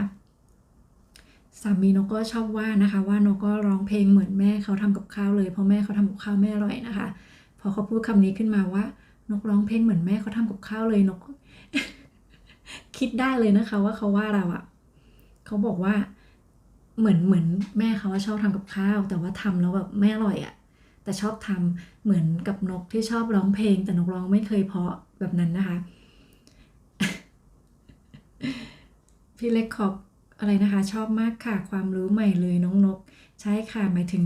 โฟนใช่ไหมคะลองดูนะคะจะได้ไม่ต้องพิมพ์นะคะเพราะว่าไม่รู้ว่าคีย์บอร์ดมันเล็กหรือว่านิ้วเรามันใหญ่นะคะแต่นกอาจจะเป็นนิ้วใหญ่เวลาพิมพ์เนี่ยมันไปได้ไอตัวข้างๆตลอดเลยนะคะแล้วมันก็เปลี่ยนความหมายด้วยนะคะอย่างโอ้อย่าเล่าเลยเนาะเดี๋ยว เรื่องตลกมันก็เยอะเนาะจริงๆอะพอเวลามีอะไรเข้ามาทำให้เรานึกได้นะคะ พิมพ์อะไรนะมัน พอละ Angel TV ว้าวนะคะ wow for application right so the sticker yes so many things you can play but you know I just try a bit you know because I don't want to waste your time you know อะไรนะคะเนี่ย I will undo what's that it mean Angel okay นะคะ beautiful yeah thank you it's kind of nice right it's calm and relax when you have rain on your window right it is even better if you can hear the sound of the rain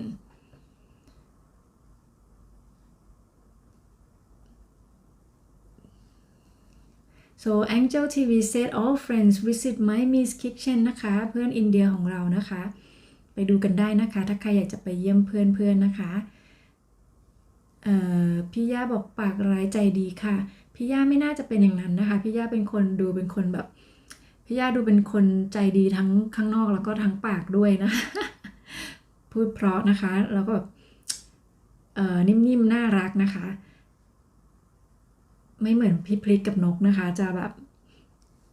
นกก็อาจจะบุคลิกแบบเป็นดูเรียบร้อยนะคะแต่จริงๆเราไม่นะคะจริงๆเราไม่เลยจริงๆถ้าจะพูดนะคะเป็นคนที่พูด เหมือนมีดเหมือนกันนะคะแบบเป็นมีดแต่ตอนนี้นกก็ลดละเลิกแล้วนะคะ อย่างที่บอกไปมันไม่ดีนะคะก็ต้องเลิกนะคะอะไรที่ไม่ดีเลิกได้ก็เลิกพี่อาภาสวัสดีไมอามี่คิกเช่นด้วยนะคะไมมี่อ่านผิดนะคะไมมี่นะคะไมมี่คิกเช่นนะคะ from อาภาสวิสนะคะไมมี่คิกเช่นก็ also say hello to อาภาสวิสนะคะ how are you นะคะ from ไมมี่คิกเช่นนะคะพี่อาภาพี่ชัยสวัสดีค่ะสวัสดีค่ะเชิญพี่ชัยนั่งเสือก่อนนะคะถ้าพี่ชัยสะดวกนะคะเดี๋ยวนกก็ขออนุญาตเสิร์ฟกาแฟให้พี่ชัยเลยค่ะพี่ชัยต้องดื่มกาแฟนะคะเป็นพี่สุดหล่อนะคะแล้วก็ดูภูมิฐานนะคะต้องดื่มกาแฟไม่ดื่มน้ำ ดื่มให้แล้วนะคะกาแฟตอนบ่ายๆนี้มันเวิร์กมากเลยนะคะพี่พริกก็อาจจะต้องสักแก้วนะคะจะได้ไม่หลับพี่เล็กบอกทำไมนิสัยเราคล้ายกันหลายอย่างจังคะใช่ไหมคะหลายอย่างน้องนกเกิดวันอะไรคะน้องนกเกิดวันพุธค่ะวันพุธเป็นคนวันพุธนะคะเป็นวันที่แบบเขาเรียกว่าอะไรวันอาภัพนะคะเป็นวันอาภัพเกิดวันพุธค่ะวันที่ไม่ค่อยมีคนเกิด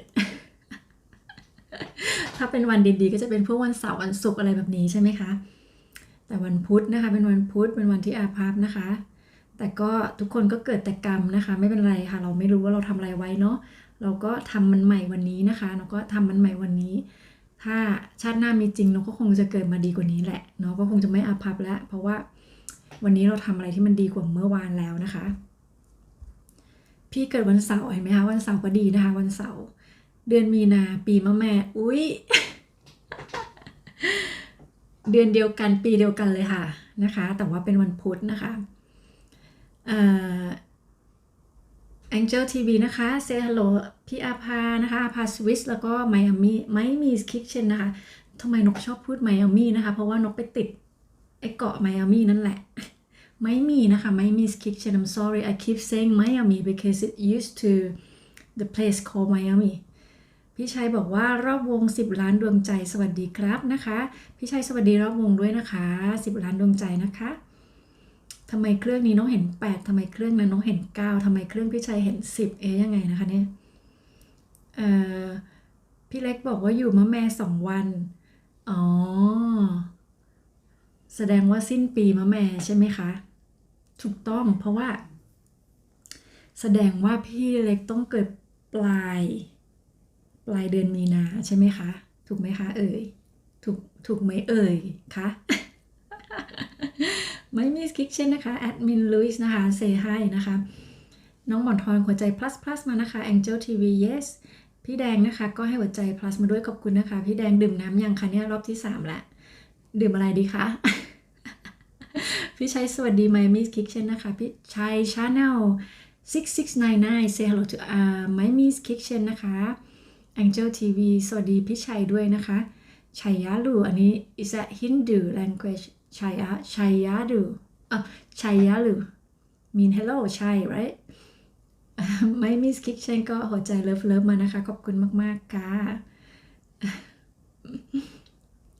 ถึงไหนนะคะน้องก็จะขอข้ามที่น้องอ่านไม่ออกนะคะเนี่ย Angel TV one day I will able to speak oh for sure actually if you've seen my channel like teach Thai so you can just practice like easy words and then you know one day you can because you don't need to be perfect but you can still able to communicate you know that would be okay that would be like one step and then you know you get used to if you keep practice you get better and better every day but if you not you don't have like many Thai friends so you can like practice the easy one and just to talk to our friend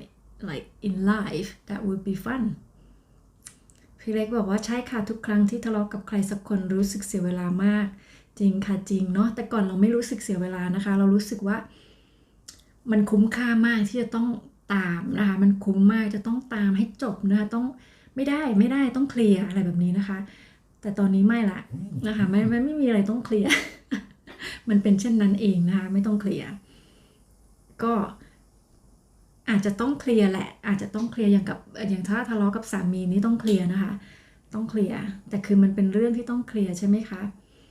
เพราะไม่งั้นเนาะเราอยู่ด้วยกันเนี่ยเราก็ต้องเคลียร์แหละแต่ถ้าแบบว่าเราไม่ได้อยู่ด้วยกันหรือว่าอะไรแบบเรื่องที่แบบไปทะเลาะกับชาวบ้านอะไรเงี้ยไม่ต้องไปทะเลาะหรอกเนาะก็ไม่ต้องไปทะเลาะค่ะคุยกันด้วยเหตุผลถ้ามันลงตัวได้มันจะดีมากเลยนะคะบางครั้งการทะเลาะนั้นอาจจะทำให้เปลี่ยนเป็นการเป็นเพื่อนกันก็ได้นะคะถ้าเรามีเหตุผลแต่ถ้าไม่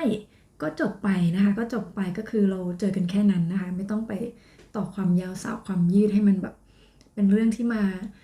าทำลายตัวเองนะคะมากังวลใจเราเองนะถ้าเราเลิกคิดไม่ได้ใช่ไหมคะมันก็ติดใจอยู่แบบนั้นแหละพี่เล็กให้ไมมี่คิกเช่นด้วยค่ะพี่อาภาสวัสดีพี่แดงด้วยนะคะAngel TV say visit My Miss Kitchen นะคะใครอยากไปดู My Miss Kitchen ได้นะคะเป็นช่องทำอาหารนะคะทำขนมทำเค้กอะไรแบบนี้นะคะน้องหมอนทองให้หัวใจ plus มาค่ะขอบคุณมากๆนะคะน้องหมอนก็อยู่กับเราตลอดเลยนะคะ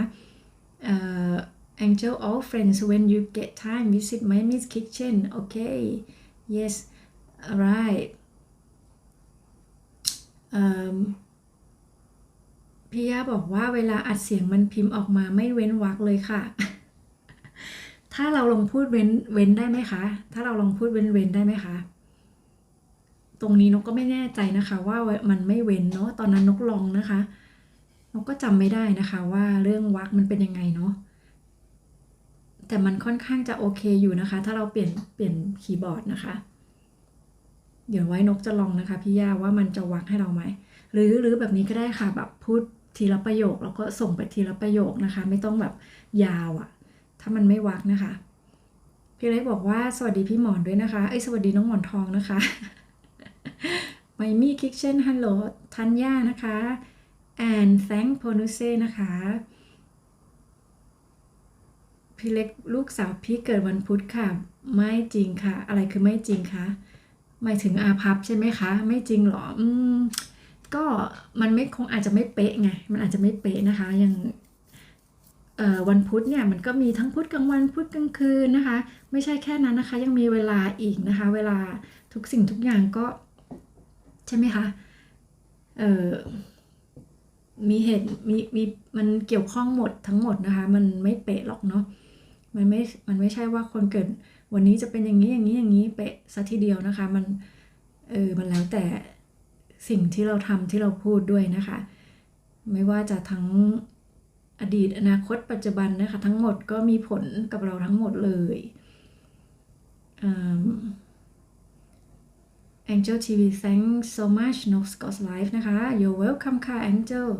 นะคะโพนุเซนะคะพี่เล็กมีหน้าล่ะเดือนเดียวกันปีเดียวกันปีนี้ชอบเรียนรู้สิ่งลี้ลับด้วยแต่อะไรนะคะแค่อยากรู้ว่าจริงไหมแต่ไม่ลบหลู่นะคะจริงค่ะนกเป็นคนชอบแต่ก่อนเนี้ยนกชอบพวกนี้นะคะนกก็ชอบพิสูจน์ชอบไปดูชอบเรื่องลี้ลับแต่ว่าไม่เคยเจอนะคะแล้วชอบอะไรที่แบบว่าเขาเรียกอะไรอะเลือดด้วยนะคะเลือดแบบแต่ก่อนนี้นะคะซิ่งมอเตอร์ไซค์แว้นมอเตอร์ไซค์ตามรถอะไรนะที่เขาเก็บศพอะร่วมกตัญญูอะไรพวกเนี้ยนะคะที่เขาแบบนกชอบดูนะคะไม่รู้เป็นอะไรบ้าไปแล้วนะคะตอนนั้นก็ชอบดูอยากเห็นอะไรที่มันแบบเลือดหรือแบบว่า ทุกคนอย่าเพิ่งหนีนกนะตอนนี้นกไม่ได้เป็นแบบนั้นแล้วเขาเรียกอะไรนะซาดิสหรือเปล่าเซดิสนะคะภาษาอังกฤษเรียกว่าเซดิสก็ไม่ใช่เซดิสแต่ว่าไม่กลัวเอางี้ดีกว่าไม่กลัวที่จะเห็นเลือดอยากเป็นหมอนะเพื่อนนกนะคะหลายๆคนเนี่ยไม่อยากเป็นหมอไม่อยากเป็นพยาบาลนะคะเพราะว่ากลัวเลือดเป็นลมนะคะแต่นกไม่เคยมีอาการพวกนั้นนะคะนกดูได้นกเห็นได้ผ่านกเคยไปนกอยากเป็นหมอมากๆนะคะแต่ไม่ใช่เพราะว่าอยากผ่าอะไรนะคะแค่อยากเป็นหมอแล้วช่วงนั้นเนี่ยมีเด็กนักเรียนนะคะช่วงนกก็เป็นปีแรกเลยที่เขาเปิดให้คนที่อยากเรียนหมอเนี่ยเข้าไปดูงานในโรงพยาบาลก่อนเพราะหลายคนที่เขาเรียนเก่งๆได้คะแนนเยอะๆเขาไม่สามารถทำงานได้นะคะสอบเข้าไปแล้วแต่เรียนเราไม่จบเพราะ ทนไม่ได้กับการเห็นเลือด ทนไม่ได้กับการฉีดยา เห็นเข็ม เห็นมีด ผ่าท้องผ่าไส้อะไรแบบนี้ เขาก็เลยมีปัญหานะคะเขาก็เลยทำโครงการนี้ขึ้นมาคือใครอยากเป็นหมอนะคะ ใครอยากจะสอบหมออย่าเพิ่งไปสอบนะคะ ไปดูงานก่อนนะคะน่าจะอาทิตย์กว่าๆนะคะ ดูทุกห้องละ4 วันเราก็ได้ไปห้องผ่าตัด ห้องผ่าคลอด ห้องทำคลอดนะคะห้องฉุกเฉิน ห้อง ICU ห้อง OPD นะคะ ทุกห้องเลย ห้องละ4 วัน ไม่มีอะไรที่นกไม่ชอบเลย ห้องผ่าตัดนี่นะคะ นกเจอผ่าคลอด ผ่าท้อง แล้วตอนนั้นไม่ได้ผ่าแบบขอบกางเกงในนะคะ แต่ก่อนนะผ่าจากใต้เรานมไปถึงหัวหนาวเลยนะคะ ตอนนั้นที่เขาผ่าคลอดเด็กอ่ะ มันเป็นวิธีการผ่าในสมัยนั้นนะคะ ก็คือผ่ายาวนะคะ แล้วก็เย็บนะผ่าท้องออกมานี่แล้วเขาก็เล่าได้ไหมมีใครกลัวไหมคะเนี่ยเขาก็เอาขอเกี่ยวนะคะ เกี่ยวท้องที่ผ่าแล้วเกี่ยวกับแง่งเตียง2 ข้างเพื่อให้แผลเปิด แล้วก็เอาเด็กออก แล้วก็เอาทิชชู่นะคะ เช็ดเลือด1 รอบแล้วก็เช็ดมีชั้นไขมันอะไรเงี้ยแล้วก็เสร็จปุ๊บล้างเช็ดสะอาดก็เย็บเข้าไปนะคะ ก็แล้วแต่ความหนาของชั้นท้องถ้าหนามากก็ใช้สายยางเลยนะคะ ใช้สายยางเย็บนะคะไม่ใช่ได้ ส่วนในห้อง ICU ก็เช่นเดียวกันก็ส่วนมากจะเป็นคนที่โดนผ่ามานะคะแล้วก็มีอายุเยอะก็เลยต้องเข้าห้อง ICU นะคะเพราะว่าร่างกายมันรักษาตัวเองไม่ค่อยทันนะคะถ้ายิ่งแผลใหญ่เย็บด้วยสายยางเนี่ยส่วนมากไม่ค่อยรอดนะคะแต่ถ้าเย็บด้วยเส้นเล็กๆก็มีโอกาสที่จะรอดนะคะห้องคลอดนี้นะคะก็เจอคลอดแบบเจอพยาบาลดุคนคลอดน่ะเพราะเขาร้องมากเขาเจ็บจะออกแล้วจะคลอดแล้วนะคะพยาบาลก็บอกว่าปากมดลูกยังไม่เปิดเลยมันจะออกได้ยังไงเราก็ไปเรียกพยาบาลนะเขาร้องแล้วก็สงสารคนไข้นะคะเราก็ไปบอกพี่พยาบาลเขาก็บอกว่าไม่หรอกอย่างนี้นะคะเราก็เลยไปอยู่กับคนไข้ตลอดนะคะปรากฏว่าลูกเขาปิ้นออกมา ทีนี้ก็ต้องเข็นเข้าห้องคลอดทันทีเลยไงคะเราก็พี่พยาบาลเนาะบอกยังไม่เปิดนะเขาเจ็บจะแย่อยู่แล้วนะคะนี่ก็สิ่งที่นกเจอมาแต่นกก็ไม่มีวันไหนที่นกไม่ชอบเลยนะคะแต่ปรากฏว่านกสอบไม่ได้นะคะนกสอบไม่ติดนั่นแหละ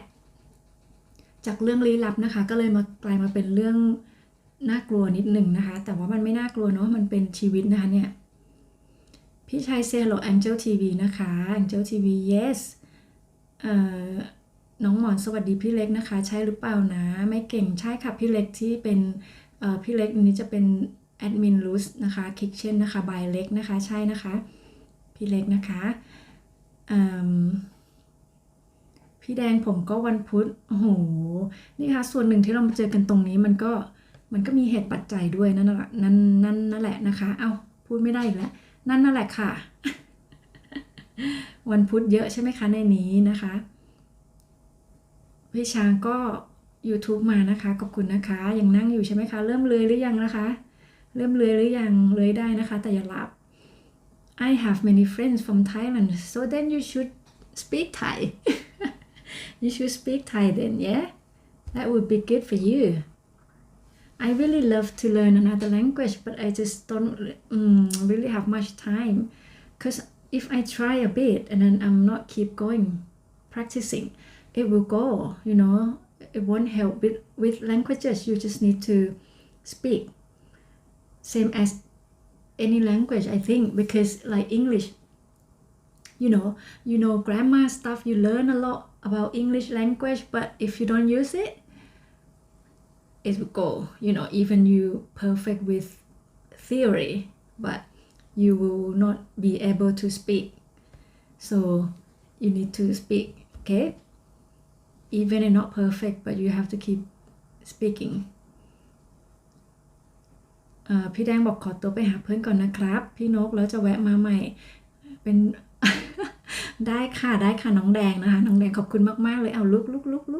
ดื่มน้ำก่อนไปด้วยนะคะขอบคุณมากๆนะคะที่มาอยู่กับนกตั้งพักหนึ่งแน่แล้วเดี๋ยวเจอกันใหม่นะคะให้ดื่มน้ำด้วยขอบคุณมากๆเลยนะคะนี่พี่นันทิยุ่งแน่เลยไม่ได้มาเตือนนกก็เลยไม่ได้ดื่มน้ำนะคะ แล้วก็พี่แดงก็ให้หัวใจมาด้วยดีครับพี่พานะคะไหนพี่พาพี่อาภาหรือเปล่าHi my miss นะคะพี่นันทินี่ไงพี่นันทิมาแล้วนะคะให้หัวใจมานะคะน้องหมองก็ยิ้มมาด้วยนะคะ Angel TV ก็ yes นะคะ correct yes that proved you know cause I learned English like when I was young at school you know like and also I have my husband speak English but when we first met and when we first like together I didn't speak English because I felt like my English was terrible and I feel like embarrassed when I speak English so but one day I had to visit my mom-in-law and between her and me it's such a difficult to connect because she could not speak Thai and I could not speak English well so that kind of blocked us you know so then after that my husband and me said like we should speak English you know so then I can speak to his family after that I speak English with him even like not perfect even he could not teach me how to make it right but he can only tell me if I say wrong so he correct me but he cannot explain why so that's why then I get better not perfect but I can speak with my mom-in-law I can speak to his family I can speak to anyone with like mistake but still can understand each other can communicate and now I lived here I knew that I have to improve my English because here they speak English but they also have accents and I will never speak Thai to anyone again here because everyone speak English so this is kind of forced you to do it so but it better if you prepared you know and if you know that you have to use it don't wait okay because you need time to get better to practice if you start early you be better early so I hope you enjoy Thai and practice and get better soon and can speak with me in Thai in the future your pronunciation is awesome I loved it oh thank you very much I try to be clear because you know every country they have their own accent right sometimes it's not easy even you have perfect English but your pronunciation not clear people could not understand you so that's why I try to be clear so I speak quite slow people here don't speak like this they speak so quickly you know sometimes I have to say like oh can you slow down please because you know even I speak English but I'm not used to listen to like that quick you know sometimes they don't think that I'm Thai sometimes they think that I'm English or something they just speak like that so yeah I will good น้องหมอนก็ให้หัวใจ Wi-Fi มานะคะขอบคุณมากๆเลยจ้า Oops ขออนุญาตอ่านเมลแป๊บนึงนะคะพอดีเมลที่ทำงานมา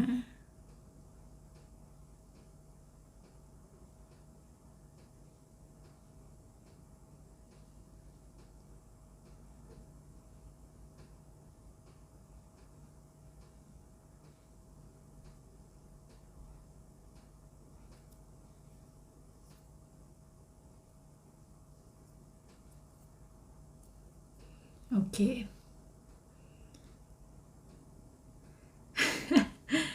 ขออภัยนะคะกี่โมงตอนนี้15 นาทีที่แล้วนะคะโอเคไม่เป็นไรค่ะ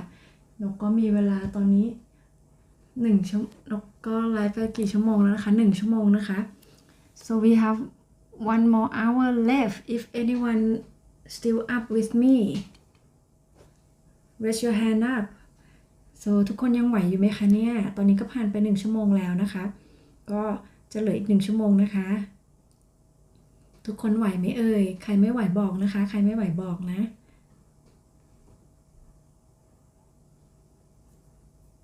แต่เชื่อว่าหลายคนก็ไม่ไหวนะคะเนี่ยหลับกันไปแล้วก็มีนะ พี่พลิกแหละ1 คนนะหลับไปแล้วนะคะพี่เล็กก็อาจจะไม่สามารถพิมพ์ได้นะคะน้องหมอนก็ยังไหวแหละแต่น้องหมอนก็จะพิมพ์ไม่ได้เหมือนกันนะคะ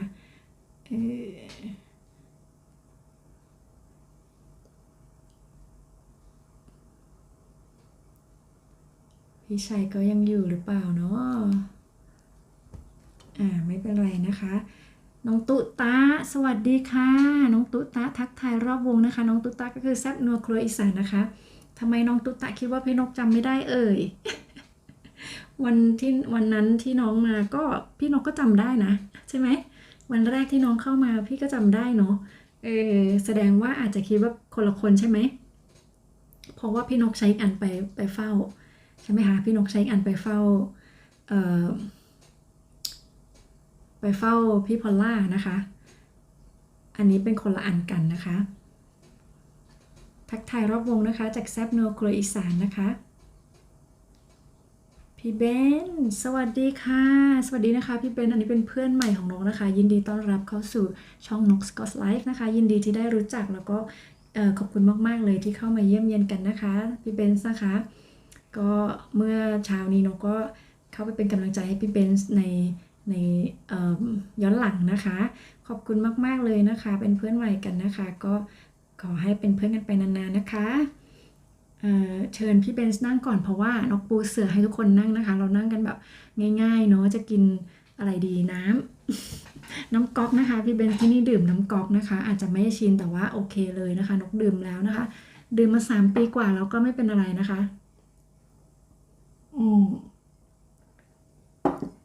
ก็พี่เบนทักทายทุกคนได้เลยนะคะทุกคนทักทายพี่เบนได้นะคะ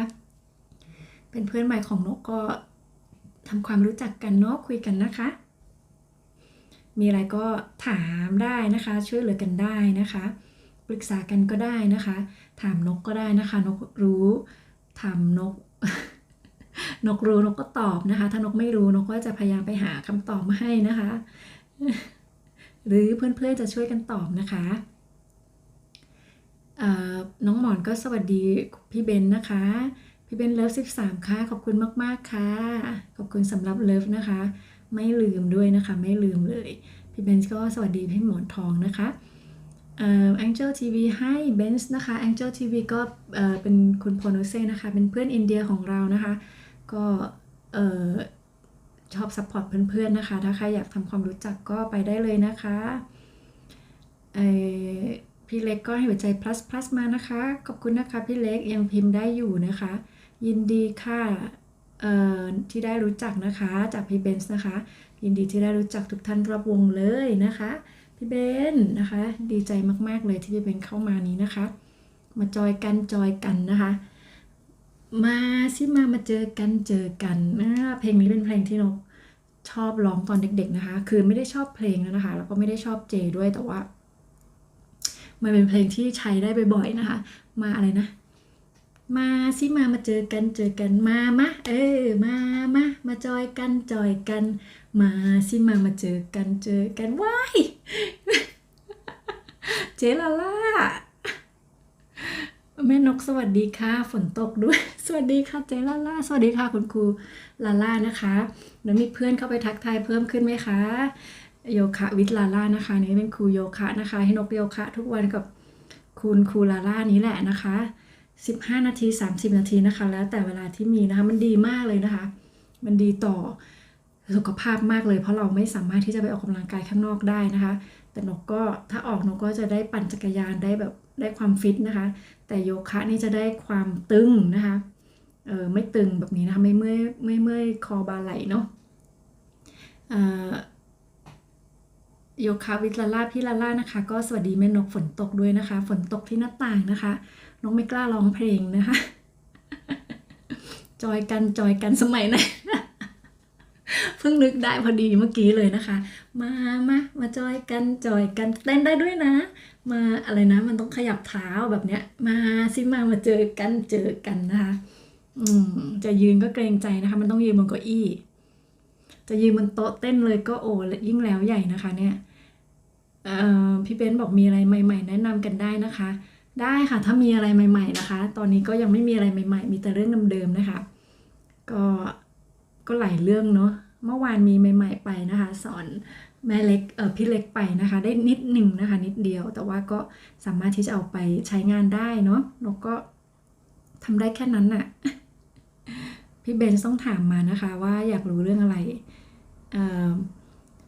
พี่ลาล่าก็ให้หัวใจมานะคะ3 ดวงนะคะพี่อาภาบอกเปิดไว้อยู่เด้อจ้าขอบคุณค่ะพี่อาภาแล้วพี่อาภายังอยู่บนเวทีไหมเนี่ย ถ้ายังอยู่เดี๋ยวนกตามกลับไปหาใหม่นะคะแต่ว่าตอนนี้ก็อีกอันนะคะ ยังเปิดอยู่เช่นเดิมนะคะ ยังเปิดอยู่เช่นเดิมเหมือนกันนะคะพี่นันทีมาแล้วนะคะ นี่เป็นพี่ที่เตือนให้นกดื่มน้ำขอบคุณมากๆค่ะพี่นันทีถ้าไม่ได้พี่นันทีนกจะคอแห้งมากเลยแม่นกขยันโยคะมากๆเก่งมากใช่ค่ะก็เนี่ยค่ะนกเปลี่ยนแผนชีวิตใหม่นะคะพี่ลาล่าตั้งแต่ตอนนั้นนะเพราะว่านกคิดว่านกจะต้องออกมาไลฟ์นะคะนกก็เลยคิดว่าคือนกไม่มีเวลาเพราะนกมีลูกใช่ไหมคะตอนนั้นลูกยังไม่ได้ปิดเทอมอะแล้วมันเป็นปิดเทอมอะอยู่กับลูกตลอดเลยจะไลฟ์ไม่ได้จะโยคะเห็นไหมพี่ลาล่าเวลาโยคะเขาก็จะมาสอดใต้มาขึ้นหลังมาขัดน่ะคือเขาไม่ทำด้วยนะบอกให้เขาทำด้วยกันเขาก็ไม่ทำเขาเรียกพี่ลาล่าทุกวันแหละเนี่ยบอกวันเมื่อวานนะคะเขามาจับหลังนกนะเขาบอกลาล่าขึ้นแล้วลาล่าขึ้นแล้ว คือนกทำท่าแคทคาวนะคะแต่ว่านกนับลมหายใจตัวเองไงนกรู้แล้วใช่ไหมคะว่ามันต้องทำขึ้นทำลงยังไงนกก็ไม่ได้ดูแล้วมันต้องหันคอไปดูเนี่ยนกก็ทำเองนะคะเขาก็บอกลาล่าขึ้นแล้วลาล่าลงแล้วเขาจะให้นกทำพร้อมพี่ลาล่าเลยนะคะ แต่ตัวเขาไม่ทำนะคะแล้วพอนกทำท่า downward facing dog นะคะเขาก็จะมาลอดข้างใต้เราแต่พอเราลงไปหมอบเนี่ยเราก็จะทับเขาไงมันขัดตลอดเลยเด็กคนนี้นะคะจะบอกได้ยืดหยุ่นสิคะความตึงไม่ได้ ได้ก็ได้ยืดจนตึงไงเพราะมันตึงปุ๊บมันก็ยิ่งจะทำให้เรายืดนะแต่นกว่าหลายอย่างนกยืดได้แต่ก่อนนกทำอย่างนี้ไม่ได้นะคะนกจะต้องอย่างนี้ต้องคว่ำคอแต่ตอนนี้ไม่คว่ำแล้วแต่ขาน่ะมันไม่ยืดเลยอะขาเนี่ยมันแน่นจริงๆเลยค่ะพี่เบนบอกหนูอยากลองโยคะนะคะ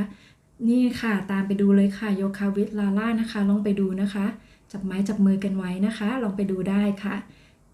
พี่ลาล่าก็จะมีหลายคลิปเลยเป็นคลิปที่ช่วยในทุกๆด้านนะคะไม่ว่าจะเป็นตั้งแต่หน้าจนถึงเท้าเลยนะคะมีสารพัดคลิปเลยนะคะเลือกได้เลยอะทุกวันนี้ที่นกไลฟ์นกก็เลือกเอานะคะแล้วแต่ว่าเลือกเวลาด้วยนะคะว่าแล้วก็แล้วแต่ว่าสามีโยด้วยไหมถ้าสามีโยด้วยนะคะก็จะสั้นนิดนึงเพราะเขามีเวลาจำกัดนะคะแต่ถ้านกโยคนเดียวนกก็จะยาวนิดนึงนะคะแต่ถ้ามีลูกด้วยก็จะไม่ค่อยได้โยนะ ก็อยากโยทุกวันนะคะนกก็โยทุกวันนั่นแหละแต่ว่าวันที่มีลูกก็จะไม่ค่อยกล้าทำนานนะคะเขาจะทับมั่งอะไรมั่ง ความตึงไม่ได้นะคะแต่ตัวแข็งนี่สิคะอุ้ยไม่เป็นไรค่ะพี่เบนซ์มันนั่นแหละยิ่งตัวแข็งยิ่งต้องโยนะคะเพราะว่ามันจะยืดเองมันจะดีขึ้นเองนะคะขนาดสามีนกยังบอกเลยว่ารู้สึกว่านกทำแล้ววันแรกๆอ่ะวันแรกๆนกมีแบบจะล้มด้วยนะคะแล้วเขาก็นั่งหัวเราะนะเขาเห็นนกไงแต่วันหลังๆเขาบอกว่าเหมือนนกจะสมูทขึ้นเลยนะคะแบบทำท่าสมูทไงแบบตามพี่ลาล่าไปเงี้ยก็ทำได้นะคะไม่มีกระตุกกระตักแบบเขาก็บอกว่านกสมูทขึ้นนะคะนกก็ยังบอกเขาว่าให้เขาทำทุกวันสิมันจะได้ดีขึ้นนะคะถ้าทำทุกวันมันจะช่วยได้เยอะเลยค่ะพี่เบนนะคะลองดูนะคะพี่อาภาสวัสดีพี่โยคะวิทลาล่าด้วยนะคะพี่ลาล่าตัวแข็งยิ่งต้องมาฝึกค่ะพี่เบนนะคะถูกต้องเลยค่ะจริงๆเนี่ยขานกยังตึงอยู่เลยนะไม่รู้จะทำยังไงอ่ะแบบ ขาพี่ล่าตึงมากนะคะแต่ขานกแบบไม่ได้เลยอะสวัสดีทุกคนจากพี่ลาล่านะคะพี่เล็กก็ให้หัวใจเลิฟมานะคะ พี่เบนบอกว่าอยากลดน้ำหนักอีกสัก15 โลด้วยนกว่าโยคะช่วยได้ทุกอย่างเลยนะคะ ไม่ใช่แค่ยืดหยุ่นนะคะ น้ำหนักคุณจะลดไปเองด้วย มันจะลดไปเองเลยนะคะ ยืดหยุ่นแล้วนกสังเกตนะทุกคนนะคะที่เขาทำโยคะเป็นอาชีพเป็นกิจวัตรเนี่ยไม่มีใครอ้วนนะคะ ไม่มีใครอ้วนเลย มีแต่ผอมลงนะคะยกเว้นว่าไม่ได้โยทุกวันนะคะ ลองดูนะคะ พี่เบนหัวเราะ55ด้วย หัวเราะอะไรคะเนี่ยพูดจริงนะคะเนี่ยนกพูดจริงนะโอ้น่ารักนะคะตัวเล็กหมายถึงตัวเล็กใช่ไหมคะหมายถึงลูกนกใช่ไหมโอ้ ถ้าโหลมากๆนะคะโหลแล้วก็แบบชอบขัดนะคะเดี๋ยวนี้เขาชอบขัด บอกให้ทำนะไม่ทำนะคะไม่ทำแต่ว่าต้องมาเกี่ยวข้องอ่ะให้อ่านหนังสือก็ไม่อ่านเข้ามาลอดใต้มั่งมานอนข้างใต้ตัวนะคะแล้วก็มาจัดท่ามั่งมาขี่หลังบ้างนะคะถ้านกนอนลงไปราบกับพื้นเขาก็จะขึ้นมานั่งข้างหลังเลยแล้วก็มาตีก้นเราด้วยนะเขาชอบตีก้นนกไม่รู้เป็นอะไรอะไรนะคะ Angel TV ลาลากิน meaning What's that ลาลากินลาลาอินลาลา Which one I don't know ลาลากินลาลากัน no Angel TV สวัสดีพี่โยคะวิดลาลาด้วยนะคะลาลา so Angel TV say hello to ลาลา Angel TV โยคะวิดลาลานะคะ so you can join แม่นกถ่ายคลิปค่ะโยคะกับลูกน่ารักมากๆโหเขาไม่โยไงคะเขาไม่โยถ้าเขาโยมันก็โอเคนะช่วงนั้นนะแรกๆก็เขาก็โยเห็นไหมคะแล้วก็แต่พอหลังๆมานะเขาไม่โยสิเขาจะแกล้งเราตลอดเลยเก่งมากๆนะคะขอบคุณมากๆค่ะเราก็ทำทุกวันแล้วมันรู้สึกดีนะคะก่อนหน้านั้นก็พยายามนะแต่ก่อนหน้านั้นทำไม่ได้ไงคะก่อนหน้านั้นก็ทำหยุดด้วยที่ว่าเราไม่จัดเวลานี้แหละเพราะว่าเรามีหลายอย่างที่เราต้องทำอะแล้วเราก็อยากจะทำทุกอย่างมันก็เลยไม่มันเหมือนไม่ได้อะไรสักอย่างใช่ไหมคะพอจะทำนี้ก็ไม่ได้แล้วอ้าวเดี๋ยวนู่นนี่นั่นเราก็พอเราทำนี้เราไปนึกถึงอย่างอื่นเราก็ไปทำอย่างอื่นอย่างนี้นะคะแต่ตอนนี้พอตั้งแต่ตอนที่นกคิดว่านกต้องออกมาไลฟ์นะคะนกก็เลยจัดตารางนะคะแล้วนกก็ใส่โยคะเข้าไปในตารางด้วยนะคะแล้วนกก็ใส่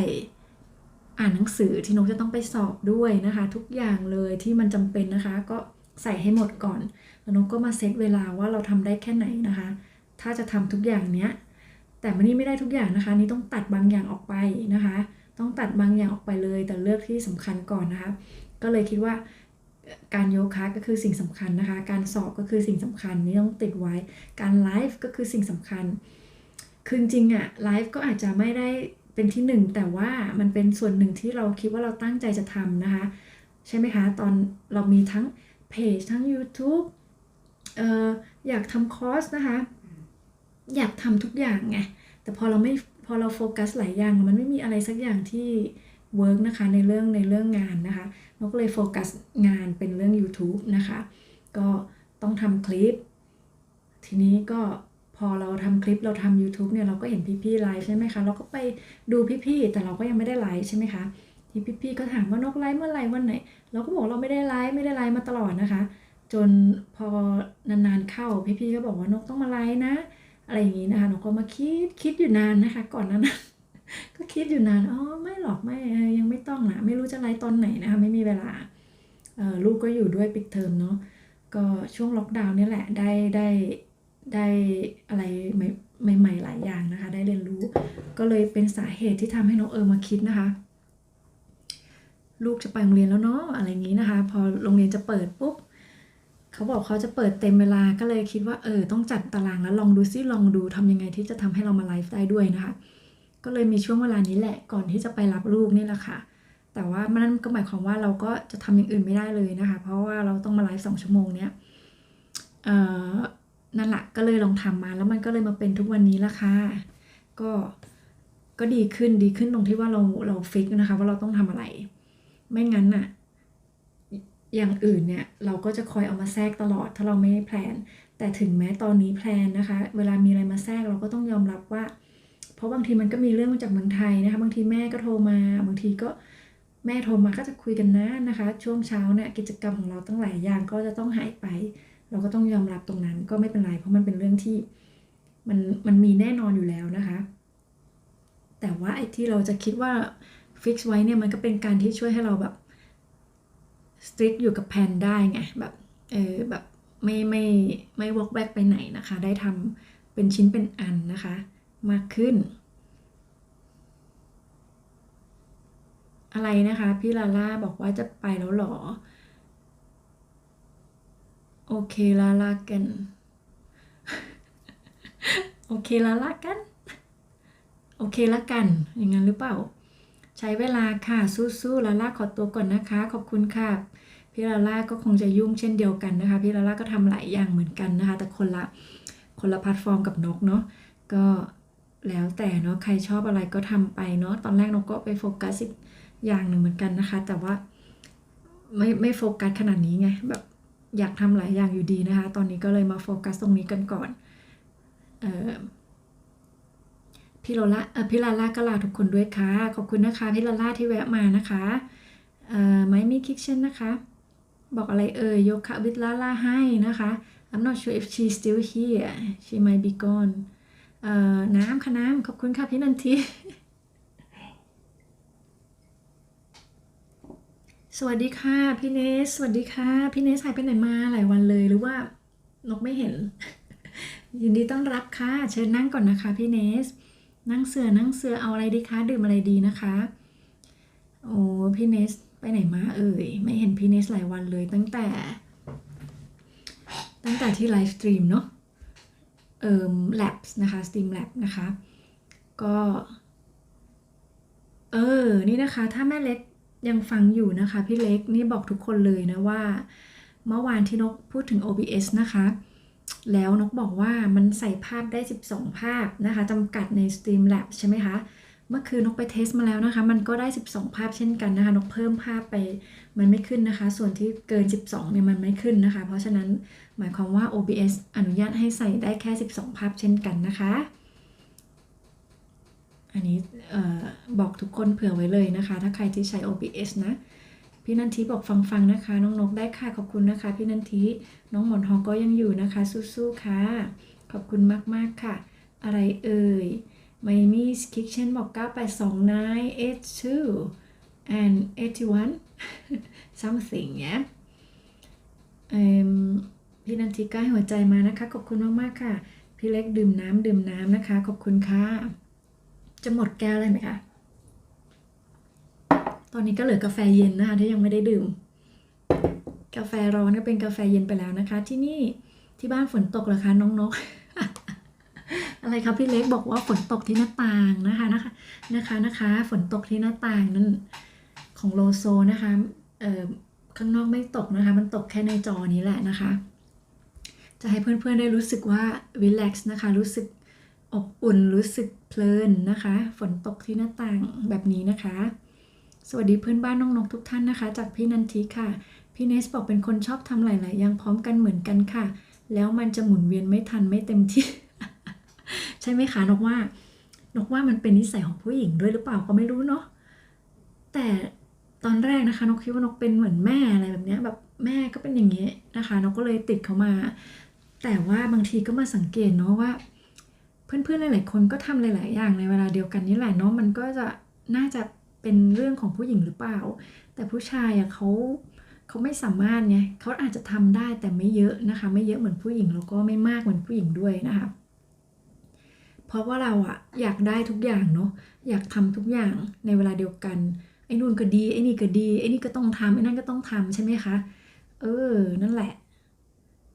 สมัยลูกเล็กๆนะคะเขาเป็นเด็กนอนยากต้องอุ้มนะคะเพราะอุ้มเนี่ยพอจะวางปุ๊บตื่น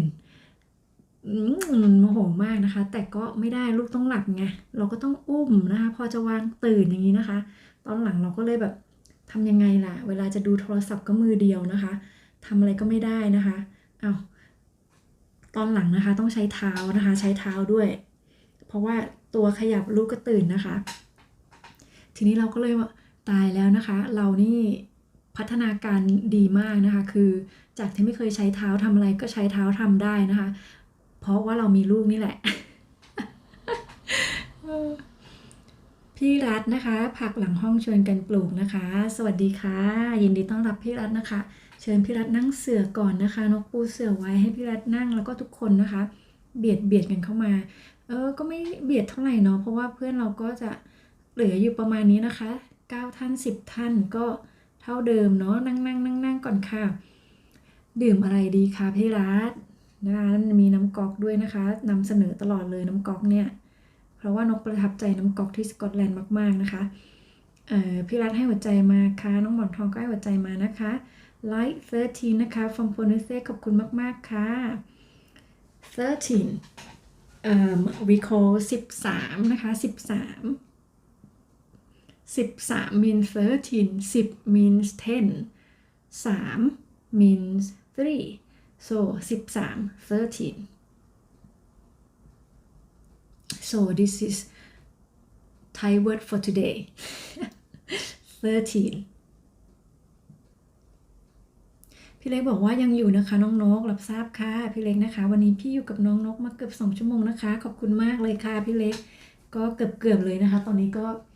นกก็ไลฟ์มาประมาณ1 ชั่วโมงครึ่งนะคะพี่เล็กก็มาช่วงต้นอยู่นะคะก็จะน่าจะ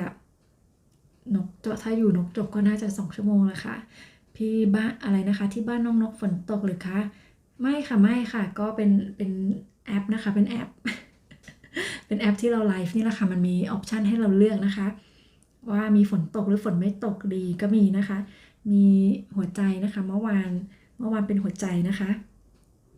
น้องหมอนก็ให้หัวใจ plus มานะคะ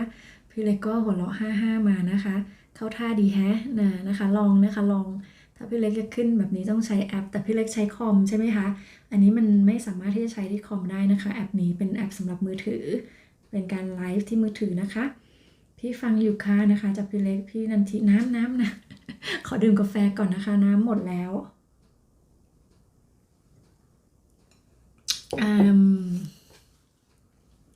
แล้วก็หัวใจจากพี่นันทีด้วยค่ะพี่ทำหลายอย่างในเวลาเดียวกันเหมือนกันเนาะผู้หญิง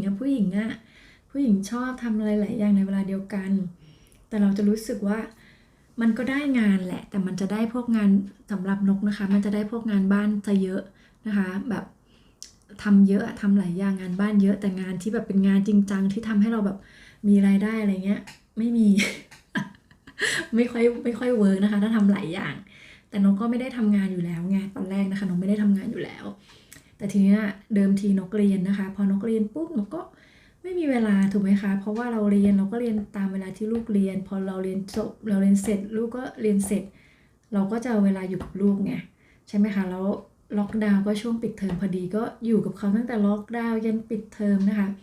ปิดเทอมก็เข้าปีใหม่ปีนี้นกไม่ได้เรียนแล้วนะคะมันก็เลยเป็นโอกาสนะคะนกก็เลยคิดว่าไม่ได้แล้วนกต้องมาเซตตัวเองใหม่นะคะเพื่อที่จะให้ได้อะไรเป็นชิ้นเป็นอันนะคะอย่างน้อยได้สักอันที่เป็นอะไรที่มันได้เป็นชิ้นสักนิดนึงก็ยังดีนะคะไม่ใช่แบบเหมือนเดิมอะไรอย่างเงี้ยแต่ก็เนาะเราก็ทำมันดีขึ้นนะคะทำตามเหตุตามปัจจัยเพราะก่อนหน้านี้นกก็เรียนนะเนาะเราก็อ้างว่าเราเรียนนะคะแต่ไม่รู้ว่าถ้าทำจริงๆมันก็อาจจะทำได้ไงเนาะแต่ว่าเราก็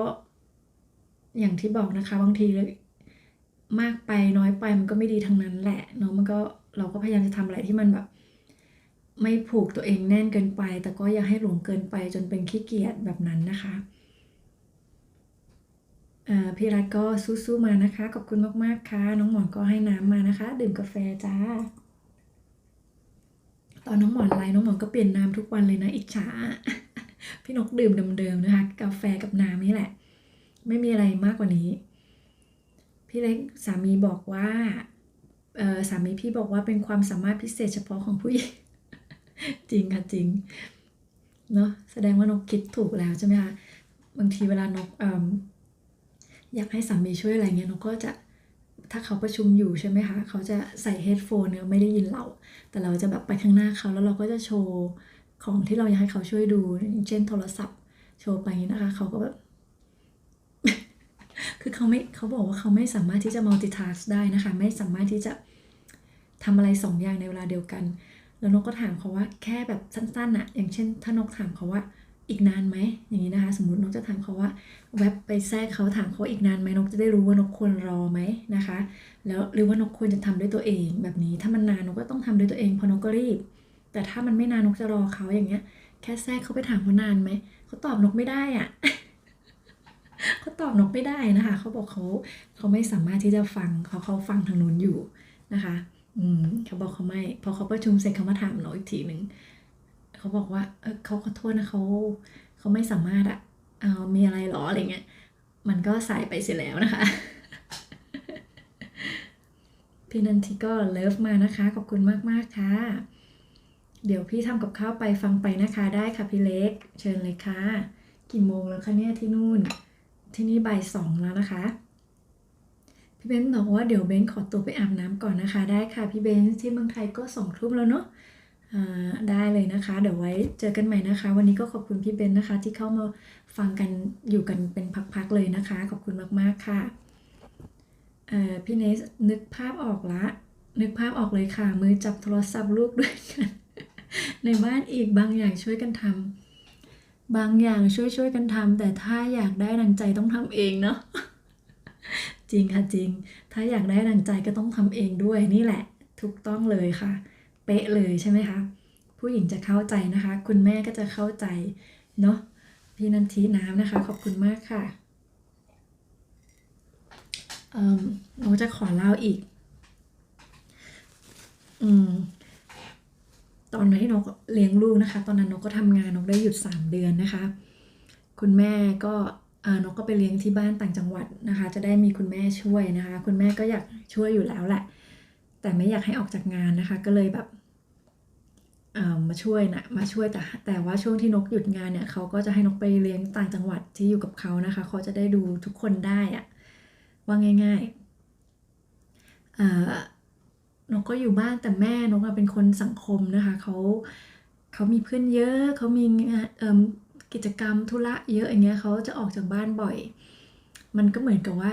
ไม่ค่อยได้ช่วยเราอะไม่ค่อยได้ช่วยเราดูนะคะว่าง่ายๆแล้วเราหยุดเต็มเวลาเราก็ดูตลอดแต่เขาก็จะเหมือนแบบว่ามาช่วยเบรกตอนที่แบบว่ากินข้าวอย่างนี้นะคะอย่างตอนเช้าเขาก็นกไปกินข้าวไปนะคะเขาก็จะมาเฝ้าให้พอกลางวันปุ๊บเขาจะกินก่อนแล้วเขาก็จะมาป้ายนกไปกินคือผัดเวรนะคะแต่ช่วงอื่นน่ะที่ไม่ใช่แบบเวลากินข้าวเวลาสำคัญที่เขาก็ห่วงเราอ่ะเขาห่วงว่าเราไม่ได้กินข้าวนะคะก็คือเขาห่วงเราช่วงกินข้าวเขาก็มาเปลี่ยนแต่พอนอกจากนั้นแล้วถ้าเขาต้องไปข้างนอกไปอะไรบ่อยๆอย่างเงี้ยเราก็ดูคนเดียวใช่ไหมคะบางทีเราอยากเข้าห้องน้ำเราก็เข้าไม่ได้เพราะว่าไม่มีใครเปลี่ยนเราก็จะแบบทิ้งเขาไม่ได้บางทีก็ต้องวิ่งนะคะถ้าสมมติว่าเขาหลับหรือไม่หลับเราต้องวิ่งอ่ะถ้าเราจำเป็นต้องออกจากห้องใช่ไหมคะแบบเนี้ยมันก็บางทีอะแล้วส่วนมากถ้านกอยู่กับเขานอนนะนกต้องอุ้มเขาเลยนะคะอุ้มมันก็เลยแบบต้องใช้เท้าใช้อะไรช่วยอะตัวก็ขยับไม่ได้แต่ก่อนนี้แบบ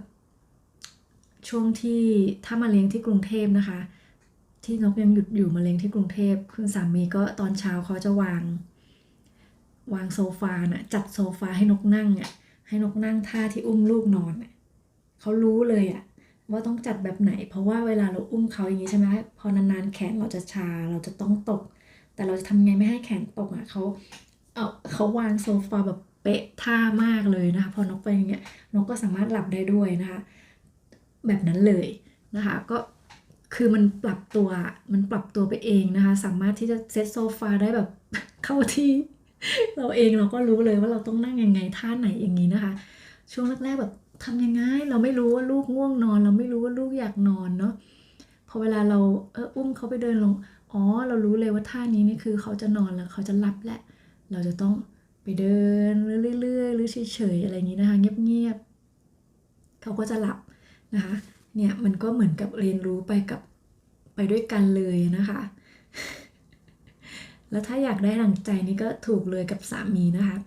ถ้าอยากได้ดั่งใจต้องทำเองจริงๆ เพราะเราบอกเขาไม่ได้นะคะ เราบอกได้แหละ แต่ก็เขาก็จะอืม พอบอกอะไรนะแต่ว่าก็จะทำอย่างนี้แหละนะคะ เขาก็จะทำอย่างนี้แหละ เราก็เลยต้องไปทำเองนะคะ พี่อาภาสวัสดีพี่เล็กด้วยนะคะน้องหมอนก็สู้ๆมานะคะ จริงไหมคะถูกไหมเมื่อกี้นกจะพูดอะไรนกก็เลยลืมไปเลยในบ้านอีกนะคะเมื่อกี้อ่านข้อความพี่เนสแล้วก็แบบว่ามีหลายเรื่องในหัวเลยนะคะ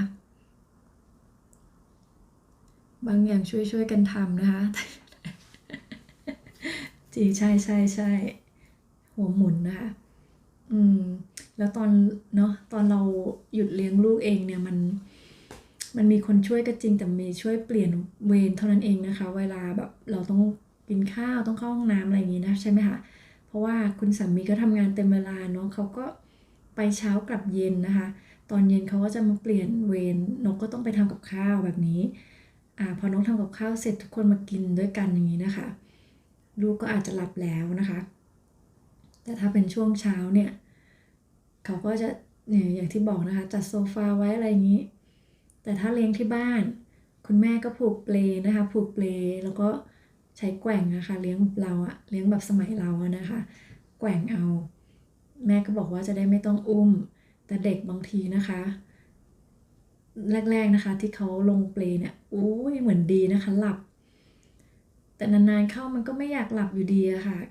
อุ้มอีกอยู่ดีแหละคุณยายนะอุ้มนะคะนกก็ไม่อยากอุ้มเพราะนกอยากให้เขาฝึก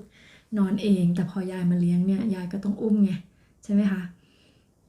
เราไม่ได้อยู่ดูเนาะเราไปทำงานเนี่ยพอเรากลับมายายก็จะแบบโอ๊ยปวดไหล่ปวดแขนนะแต่พอบอกว่าไม่ให้อุ้มก็ไม่ยอมนะจะไปอุ้มก็เลยต้องอุ้มกันตลอดนั่นแหละค่ะนี่เริ่มออกจะบ่นแล้วนะพี่นันทีบอกน้ำขอบคุณ ขอบคุณนะคะน้ำ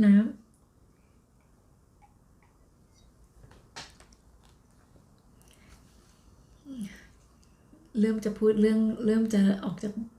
เริ่มจะเป็นบ่นแล้วนะคะก็ไม่ใช่เนาะก็พูดเรื่องอดีตก็ตลกดีเหมือนกันนะคะประสบการณ์เนาะถ้าไม่ได้เป็นแม่ก็ไม่รู้เลยนะคะเนี่ยและอีกเรื่องหนึ่งนะคะนกขออนุญาตแชร์แต่ก่อนเนี่ยนะคะตอนไม่มีลูกเนี่ยนกก็คิดว่าชีวิตนกก็มีพ่อมีแม่นะคะที่นกจะต้องแบบตอบแทนนะคะที่นกจะต้องแบบเป็นห่วงดูแลมั่นใจว่าเขาจะสุขสบายอะไรอย่างนี้นะคะอย่างน้อยก็ต้องดูแลนะคะแล้วนกคิดว่าถ้านกไม่มีพ่อไม่มีแม่ก็ชีวิตนกก็แค่นี้นะคะก็คิดว่าจะตายเมื่อไหร่จะเป็นยังไงก็จบกันนะคะแค่นั้นไม่มีปัญหา ไม่เคยคิดว่าไม่เคยแบบไม่เคยกลัวที่จะตายนะคะไม่เคยกลัวตายคือแบบขอเพียงว่าถ้าเราได้ดูแลแม่นะคะแม่จากเราไปแล้วอย่างเงี้ยสมมตินะคะแล้วหลังจากนั้นเนี่ยชีวิตเราก็คือจะตายตอนไหนก็ได้นะคะคิดแบบนี้แต่พอมีลูกปุ๊บนะคะมันคนละเรื่องเลยนะคะมันกลายเป็นว่าเฮ้ยตายได้ไงอะคือแบบมันตรงข้ามนะคะคือคิดว่า ไม่ได้อะคือจะตายไม่ได้เลยนะคะแล้วถ้ามันเป็นอย่างนั้นแล้วใครจะดูเขาจะดูดีเหมือนเราไหมจะสอนเขายังไงอะไรเงี้ยสารพัดเลยนะคะก็คิด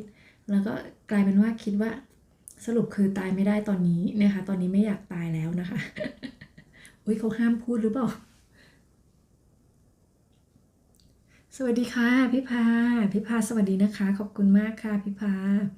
แล้วพี่พาก็สวัสดีพี่อาภาสวิทด้วยนะคะเลิฟ15ขอบคุณนะคะขอบคุณนะคะที่เข้ามานะคะเอ่อพี่พาจะสะดวกนั่งไหมนี้หรือว่าจะต้องทำงานคะเนี่ยพี่พาสวัสดีพี่นันทีด้วยนะคะแล้วก็สวัสดีน้องหมอนทองด้วยค่ะสวัสดีทุกคนรอบห้องเลยเนาะกำลังพูดเรื่องอะไรเนี่ยไม่ดีเลยนะคะนกลืมไปว่าจริงๆเราไม่ควรพูดคำนั้นเปล่าเนาะต้องแชร์นะคะ เดี๋ยวต้องบอกเพื่อนอินเดียด้วยวันนั้นเขาพิมพ์อะไรมา so Ponu say if you still here my Miss Kitchen I have something to tell you เพราะว่าวันนั้นนะคะมีเพื่อนเขาเนี่ยพูดแบบประมาณว่าฝากช่องหรืออะไรอย่างนี้นะคะมันจะซ่อนนะคะมันจะให้ซ่อนมันไม่โชว์ไม่ให้โชว์นะคะแล้วก็คำพูดบางคำพูดเนาะมันห้ามพูดนะคะไม่งั้น ก็ไม่รู้ว่าเราอาจจะโดนทีหลังก็ได้นะคะ หรือว่าโดนตกอะไรแบบเนี้ยพี่นันทิสวัสดีเพื่อนทุกท่านเลยนะคะนี่นกก็เลยอยากจะมาบอกกันนะคะ จากที่พี่พาเนี่ยในไลฟ์พี่พาบอกว่าคำว่าอีสานใช่ไหมคะก็มันนกก็เคยเห็นแล้วนะคะมันไม่มีเคยเห็นบางคนนะคะว่าสระอีก็ไม่ได้ใช่ไหมคะมันต้องเป็นสระอิเนาะเพราะเขาเซตเนาะ AI เขาเซตไว้ว่าคำว่า e มันไม่เพราะไงพูดไปแล้วนะคะอ่างสระอีคือมันเป็นคำพูดที่ไม่เพราะในบ้านเราเนาะเขาก็เลยคงจะบล็อกนะคะคำนี้แต่ว่าคำอื่นที่มันหยาบอะที่มันไม่เชิงหยาบแต่มันเป็นคำไม่สุภาพเป็นคำแบบแบบในเสื้อในกางเกงอะไรอย่างเงี้ยนะคะกลับพูดได้นะคะมันไม่บล็อกเพราะว่าเขาคงไม่รู้ไงว่าเราพูดคำนี้กันเนาะหมายถึงมันพูดได้ไงแต่คำว่าอ่างสระอีมันเหมือนเป็นการแบบถ้าพูดมามันเป็นการว่าอีกคนนึงเนาะมันก็เลยกลายเป็นสิ่งที่เขาบล็อกมันอะเขาพอมีคำนี้ขึ้นมาปุ๊บเขาต้องถามก่อนว่าจะซ่อนหรือจะแสดงนะคะแต่คำอื่นจริงเช่นแบบคำในกางเกงอะไม่บล็อกนะ ตลกเนาะเราเห็นพูดกันได้นะตลกมากเลย พี่อาภาก็สวัสดีพี่พาด้วยนะคะนกก็เลยมาบอกกันนะคะทีนี้จะบอกเพื่อนอินเดียด้วยนะคะเพื่อนอินเดียวันนั้นเพื่อนของเขามาฝากช่องไว้นะคะแล้วก็นกเห็นมันขึ้นมาให้แสดงหรือให้ซ่อนแบบนี้นะคะก็ไม่ให้ผ่านนะคะ AI เขาก็จะไม่ให้ฝากแบบนั้นแต่เขาก็ฝากแบบพูดเป็นภาษาอังกฤษนะคะก็ไม่ให้ผ่านทีนี้วันนั้นนกไม่ได้บอกเขาเพราะว่านกไม่อยากให้เขารู้สึกเขาเรียกอะไรรู้สึกเสียหน้านะคะนกก็เลยไม่พูดวันนั้นแต่วันนี้นกก็จะมาพูดเพราะว่าเขาไม่ได้มาทำวันนี้นะคะแต่จะบอกให้เขารู้นิดนึงเขาน่าจะไปหรือยังไม่รู้เนี่ยพี่สมัยสตูดิโอสวัสดีค่ะสวัสดีค่ะพี่สมัยนะคะขอบคุณนะคะที่เข้ามาเป็นเพื่อนกันนะคะก็นกมีเวลาอีกประมาณครึ่งชั่วโมงนะคะถ้าพี่อยู่เป็นเพื่อนนกไหวก็นั่งเลยค่ะปูเสื่อไว้นะคะปูเสื่อไว้ มาให้กำลังใจนะจ๊ะขอบคุณมากๆค่ะนั่งสักแป๊บหนึ่งก็ยังดีนะคะนั่งสักแป๊บหนึ่งก่อนกินน้ำกินท่าคุยกันก่อนนะคะPonuse Apha do you have another channel Ponuse ถามพี่อาภานะคะว่ามีช่องอื่นหรือเปล่านะคะ Ponuse Apha Swiss Light her channel is called Apha Swiss no too okay and I would like to tell you something because this is about the rule so please tell your friends if you can because when you ask friends to support your channel don't try not to say like directly like please support me something like that because AI will block your message and if you do that often your subscribe might be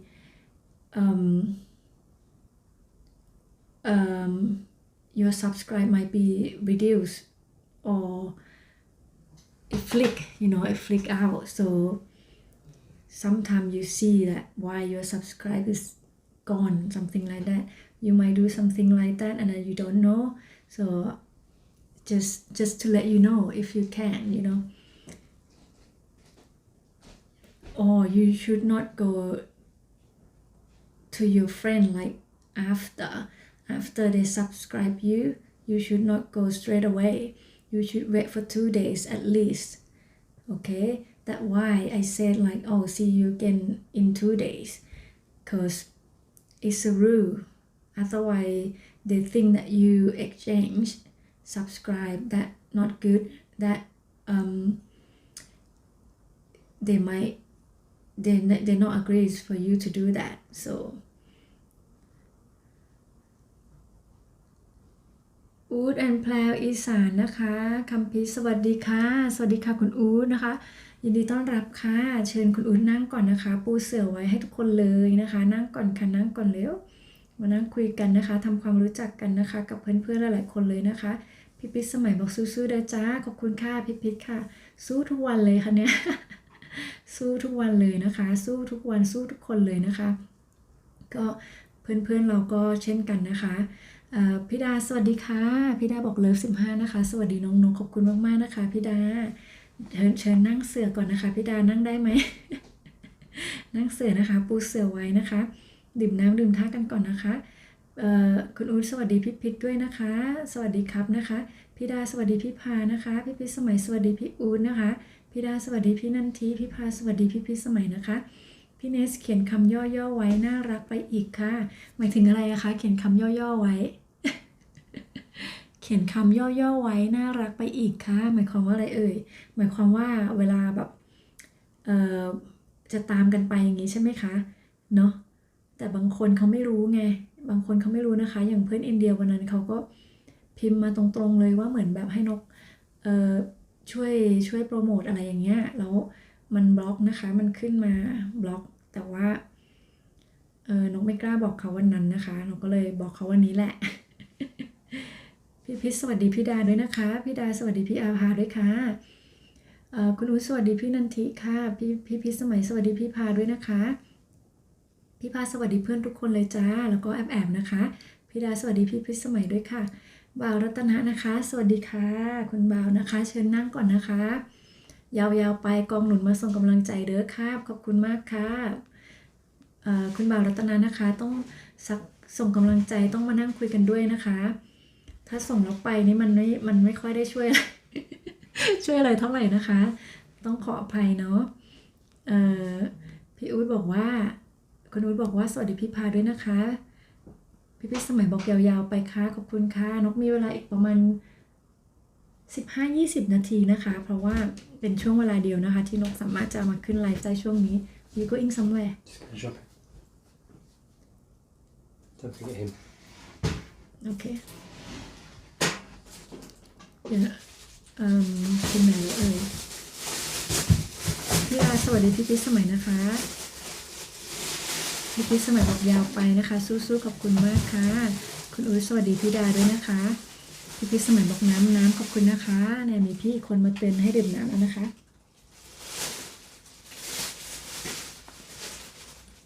ขอบคุณนะคะพี่เนสไม่ให้โดนสแปมค่ะใช่ค่ะจริงๆค่ะตอนนั้นนะแต่ก่อนนี้นะคะสแปมก็ฮิตมากเลยนะคะคอมเมนต์สแปมอะนกก็จะเจอสแปมเยอะนะคะแล้วทีนี้นกก็เลยคิดอยู่พักหนึ่งว่าควรจะบอกเขาไหมนะคะนกก็เลยตัดสินใจว่าควรนะคะเพราะว่า1คือเขาอาจจะไม่รู้ไงใช่ไหมคะเขาอาจจะไม่รู้ว่ามันมีผลนะคะแล้วเขาก็จะไปทำอย่างเงี้ยตลอดเลยมันก็จะไม่ดีกับตัวเขาเองนะคะนกก็เลยคิดว่าบอกดีกว่านะคะถึงแม้ว่าเขาจะอาจจะไม่พอใจเราแต่อย่างน้อยต่อไปเนี่ยเขาก็จะไม่ไปโดนกับคนอื่นอีกเยอะเลยนะคะมันจะไม่ดีนกก็เลยคิดว่ามันก็เป็นสิ่งที่เราควรบอกนกก็เลยตัดสินใจว่านกก็บอกเขานะคะว่าช่วยแบบนกไม่ได้บอกเขาตรงๆว่าให้เขาดูคลิปนานนะคะแต่นกบอกว่าคลิปมันไปติดสแปมนะคะแบบนี้นะคะทีนี้ตอนหลังนกก็พอบอกเพื่อนๆอย่างนี้แล้วนะคะที่ติดสแปมเนี่ยเชื่อไหมคะไม่นานอะนกก็ไม่มีสแปมเลย นกไม่มีคอมเมนต์สแปมเลยแต่ก็ไม่รู้ว่าเป็นเพราะสิ่งที่นกทำไปหรือเปล่านะคะแล้วตอนหลังนกก็มาคอมเมนต์ในคลิปใต้คลิปว่าให้ดูอย่างน้อยนะคะ 2-3 นาทีเพื่อที่จะไม่ติดสแปมนะคะก็เลยทำอย่างนี้ตลอดเลยก็ไม่มีสแปมเลยนะคะครับอะไรนะคะเนี่ยครับให้จบจนลงครับขอบคุณมากๆค่ะบ่าวรัตนานะคะไม่รู้นะคะนกเห็นว่ามีพี่ๆหลายคนก็แนะนำว่าต้องอย่างน้อย10-15 นาทีแหละมันถึงจะเขาถึงจะให้เรานะคะนับคะแนนให้เราอะไรแบบเนี้ยถ้าไม่ถึงมันก็จะกลายเป็นว่าเข้าออกมันก็จะไม่ดีกับเราไงคะนกก็เลยมองว่าแบบเป็นเหตุผลที่ว่าถ้าสมมุติว่าอย่างนกไปหาเพื่อนเนี่ยนกก็จะเฝ้าเลยนะคะแต่ถ้าไม่ได้ก็คือไม่ได้ก็คือไม่ได้ไปเลยแบบนี้นะคะหมายถึงถ้าไม่สะดวกนะคะหนุ่มสกลคนสว่างสวัสดีค่ะพี่น้องก๊อฟมาแล้วนะคะ ขอบคุณมากๆค่ะคุณก๊อฟนะคะ คุณก๊อฟก็มาเชิญนั่งก่อนนะคะ นั่งเสือนะคะ นั่งได้ไหมใครนั่งไม่ได้บอก เดี๋ยวน้องเอาเก้าอี้ให้นะคะมานั่งขัดสมาธิไหวกันไหมอูดดี้นะคะอูดดี้ครับพี่นะคะคุณก๊อฟก็สวัสดีคุณอูดด้วยนะคะ แล้วก็สวัสดีครับพี่ๆทุกคนนะคะ จากคุณก๊อฟหนุ่มสกลนะคะ พี่ๆสมัยบอกว่าฟังเฝ้าจนลงเลยจ้าขอบคุณมากค่ะอีกนิดเดียวนะคะทุกคนน้องหมอนก็สวัสดีรอบวงด้วยนะคะคุณอู๊ดบอกสวัสดีหนุ่มสกลด้วยค่ะคุณก๊อฟนะคะน้องหมอนบอกว่ากำลังปิดร้านไม่สะดวกพิมพ์ได้ค่ะน้องหมอนปิดพี่นกก็ปิดเสร็จพี่นกก็น่าจะลงพอดีแหละพี่สมัยก็ให้ยิ้มมานะคะแล้วก็ล้างมือด้วย ล้างมือด้วยนะคะช่วงแรกๆที่เขามีโรคนี้นะคะแล้วเขาก็ให้ทุกคนล้างมือเนี่ยเนาะล้างกันจนแห้งเลยนะคะล้างกันจนมือแบบนี่ไงนี่ก็อีกสิ่งหนึ่งที่ต้องปรับตัวใช่ไหมคะแต่ก่อนก็ล้างมั่งไม่ล้างมั่งพอมาล้างมือกันบ่อยๆนะคะก็เริ่มมือแห้งแต่นกอะเป็นคนที่ล้างมือบ่อยอยู่แล้วนะคะนกก็เลยไม่เป็นแต่สามีกับลูกเนี่ยโอ้โหต้องเอาครีมมาทากันเลยนะคะช่วงแรกๆแล้วก็เพื่อนนกหลายๆคนก็มือนะคะมือเสียไปเลยก็ต้องให้เขาแนะนำให้เขาใช้วาสลีนนะคะเพราะว่านกใช้กับลูกแล้วก็สามีนะคะก็ดีขึ้นตอนนี้ก็ไม่เป็นไรแล้วก็ล้างบ่อยแต่ก็ไม่เป็นอะไรแล้วช่วงเปลี่ยนผ่านเนาะมันก็จะ ยากนิดนึงนะคะอาบน้ำก่อนพี่ได้ครับคุณก๊อฟอาบน้ำก่อน 2 ทุ่มนะคะว่ากันไปนะคะสู้นะคะจากน้องหมอนขอบคุณมากๆค่ะเดี๋ยวพี่นกก็ตอนนี้ก็จะต้องหันซ้ายหันขวาบ่อยๆแล้วนะคะใกล้เวลาแล้วดูซิได้กี่ชั่วโมงแล้วโอ้มันก็2 ชั่วโมงแล้วนี่เนาะจริงๆก็เดี๋ยวขอให้มันเลยไปสักกี่นาทีถามน้องหมอนได้ไหมถ้าน้องหมอนฟังอยู่มันควรจะเลยไปกี่นาทีคะน้องหมอน15หรอไม่ถึงได้ไหมปกติก็ไม่ถึงนะคะเพราะว่าพี่นกมาไลฟ์2เป๊ะเลยแต่ก็เลยให้มันนิดนึงก็ส่วนมากจะเลยมา2 นาทีนะคะแต่หลายคนบอกว่าต้องเลยมา15 นาทีแบบนี้นะคะไม่งั้นมันจะตัดก็ไม่แน่ใจเนาะแต่ว่าวันนี้พี่นกขึ้นเร็วนิดนึงก็รอได้ไงแต่ก็เกรงใจเพื่อนๆเหมือนกันแหละ10 นาทีโอเคค่ะขอบคุณมากๆเลย10 นาทีนะคะงั้นก็อีก7 นาทีนะคะอีก7 นาที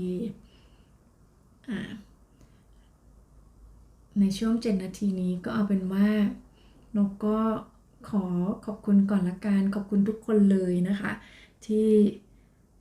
มารับชมรับฟังไลฟ์นี้นะคะตั้งแต่ต้นจนจบนะคะทุกคนเลยนะคะที่มาตั้งแต่คนแรกนะคะจนคนสุดท้ายนี้นะคะคุณก๊อฟใช่ไหมเป็นคนสุดท้ายใช่ไหมคะก็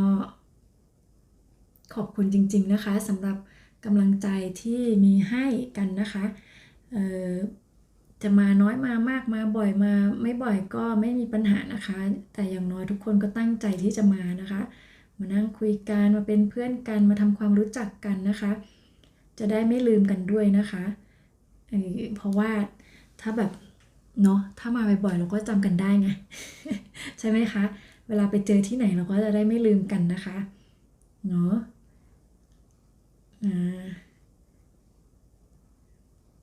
นกจะปิดอันนี้แล้วจะดูตรงนั้นนะคะ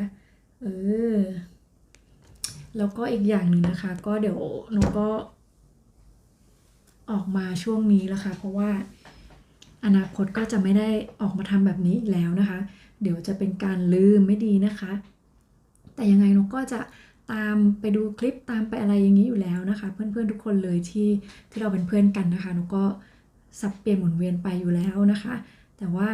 การมาไลฟ์อย่างนี้มันก็ดีอย่างที่มันก็ได้คุยกันได้รู้จักกันมากขึ้นนะคะมากกว่าหมายถึงรู้จักตัวตนอะจริงๆนะคะเนาะมากกว่าที่เราไปดูคลิปอย่างเดียวไงใช่ไหมคะแล้วก็ได้หลายอย่างเนาะได้ชั่วโมงด้วยได้เพื่อนด้วยได้รู้จักกันจริงๆด้วยนะคะแล้วก็อนาคตมันก็อาจจะเป็นการรู้จักแบบตัวจริงเลยนะคะอาจจะได้เจอกันนะอย่างเช่นธนกกับเมืองไทยนะก็อาจจะได้เจอเพื่อนใหม่หลายๆคนเลยใช่ไหมคะ เนาะมีหลายคนนะที่อยากเจอนะคะน่ะมันก็เป็นอะไรนะคะเป็นเหตุเป็นปัจจัยเพิ่มขึ้นมาอีกนะคะให้เราได้มีเพื่อนมากขึ้นนะคะทำให้เราได้มาเจอกันนั่นเองก็ต้องขอบคุณ YouTube เนาะต้องขอบคุณทุกสิ่งอย่างแหละที่ทำให้เรามามีวันนี้นะคะก็รวมถึงเพื่อนๆด้วยนะคะที่มาเป็นเพื่อนกับนกในวันนี้นะคะมันต้องมีอะไรต่อกันมานะมันถึงมาเจอกันแต่ทีนี้พอมาเจอกันแล้วเนี่ยมันจะเจอกันยาวนานหรือมันจะเจอกันแป๊บเดียวมันก็แล้วแต่เหตุปัจจัยในวันนี้อีกนั่นแหละนะคะที่จะทำให้อนาคตมันเป็นยังไงนะคะก็หวังว่าจะเป็นเพื่อนกับทุกคนไปนานๆเลยนะคะแล้วก็รู้จักกันมากขึ้นนะคะแล้วก็เป็นเพื่อนกันในตัวจริงไปเลยด้วยนะคะเข้ามาช้าเลยค่ะวันนี้พี่เนสไม่ช้านะคะก็ไม่ช้าหรอกพี่เนสอยู่กับนกก็นานอยู่นะคะเนี่ยสักครึ่งคลิปได้ไหม ไปสักครึ่งไลฟ์เนาะก็โอเคแล้วนะคะนกเห็นเพื่อนๆบอกว่าถ้ามาแล้วจะให้ได้คะแนนก็ต้อง 15-20 นาทีขึ้นไปนะคะก็ไม่รู้ว่าความจริงคืออะไรแต่ว่ามันน่าจะมีส่วนหมดนะคะจากที่นกสังเกตนะไม่ว่าจะเป็นจำนวนไม่ว่าจะเป็นชั่วโมงไม่ว่าจะเป็นคอมเมนต์ไม่ว่าจะเป็นทุกอย่างที่เป็นการกระทำอ่ะเป็นในภาษาอังกฤษเขาเรียก engagement เนาะปฏิกิริยานะคะปฏิกิริยาปฏิสัมพันธ์ทุกอย่างนะคะมีความหมายหมดเลยนะคะคลิกไลค์ก็มีนะคะ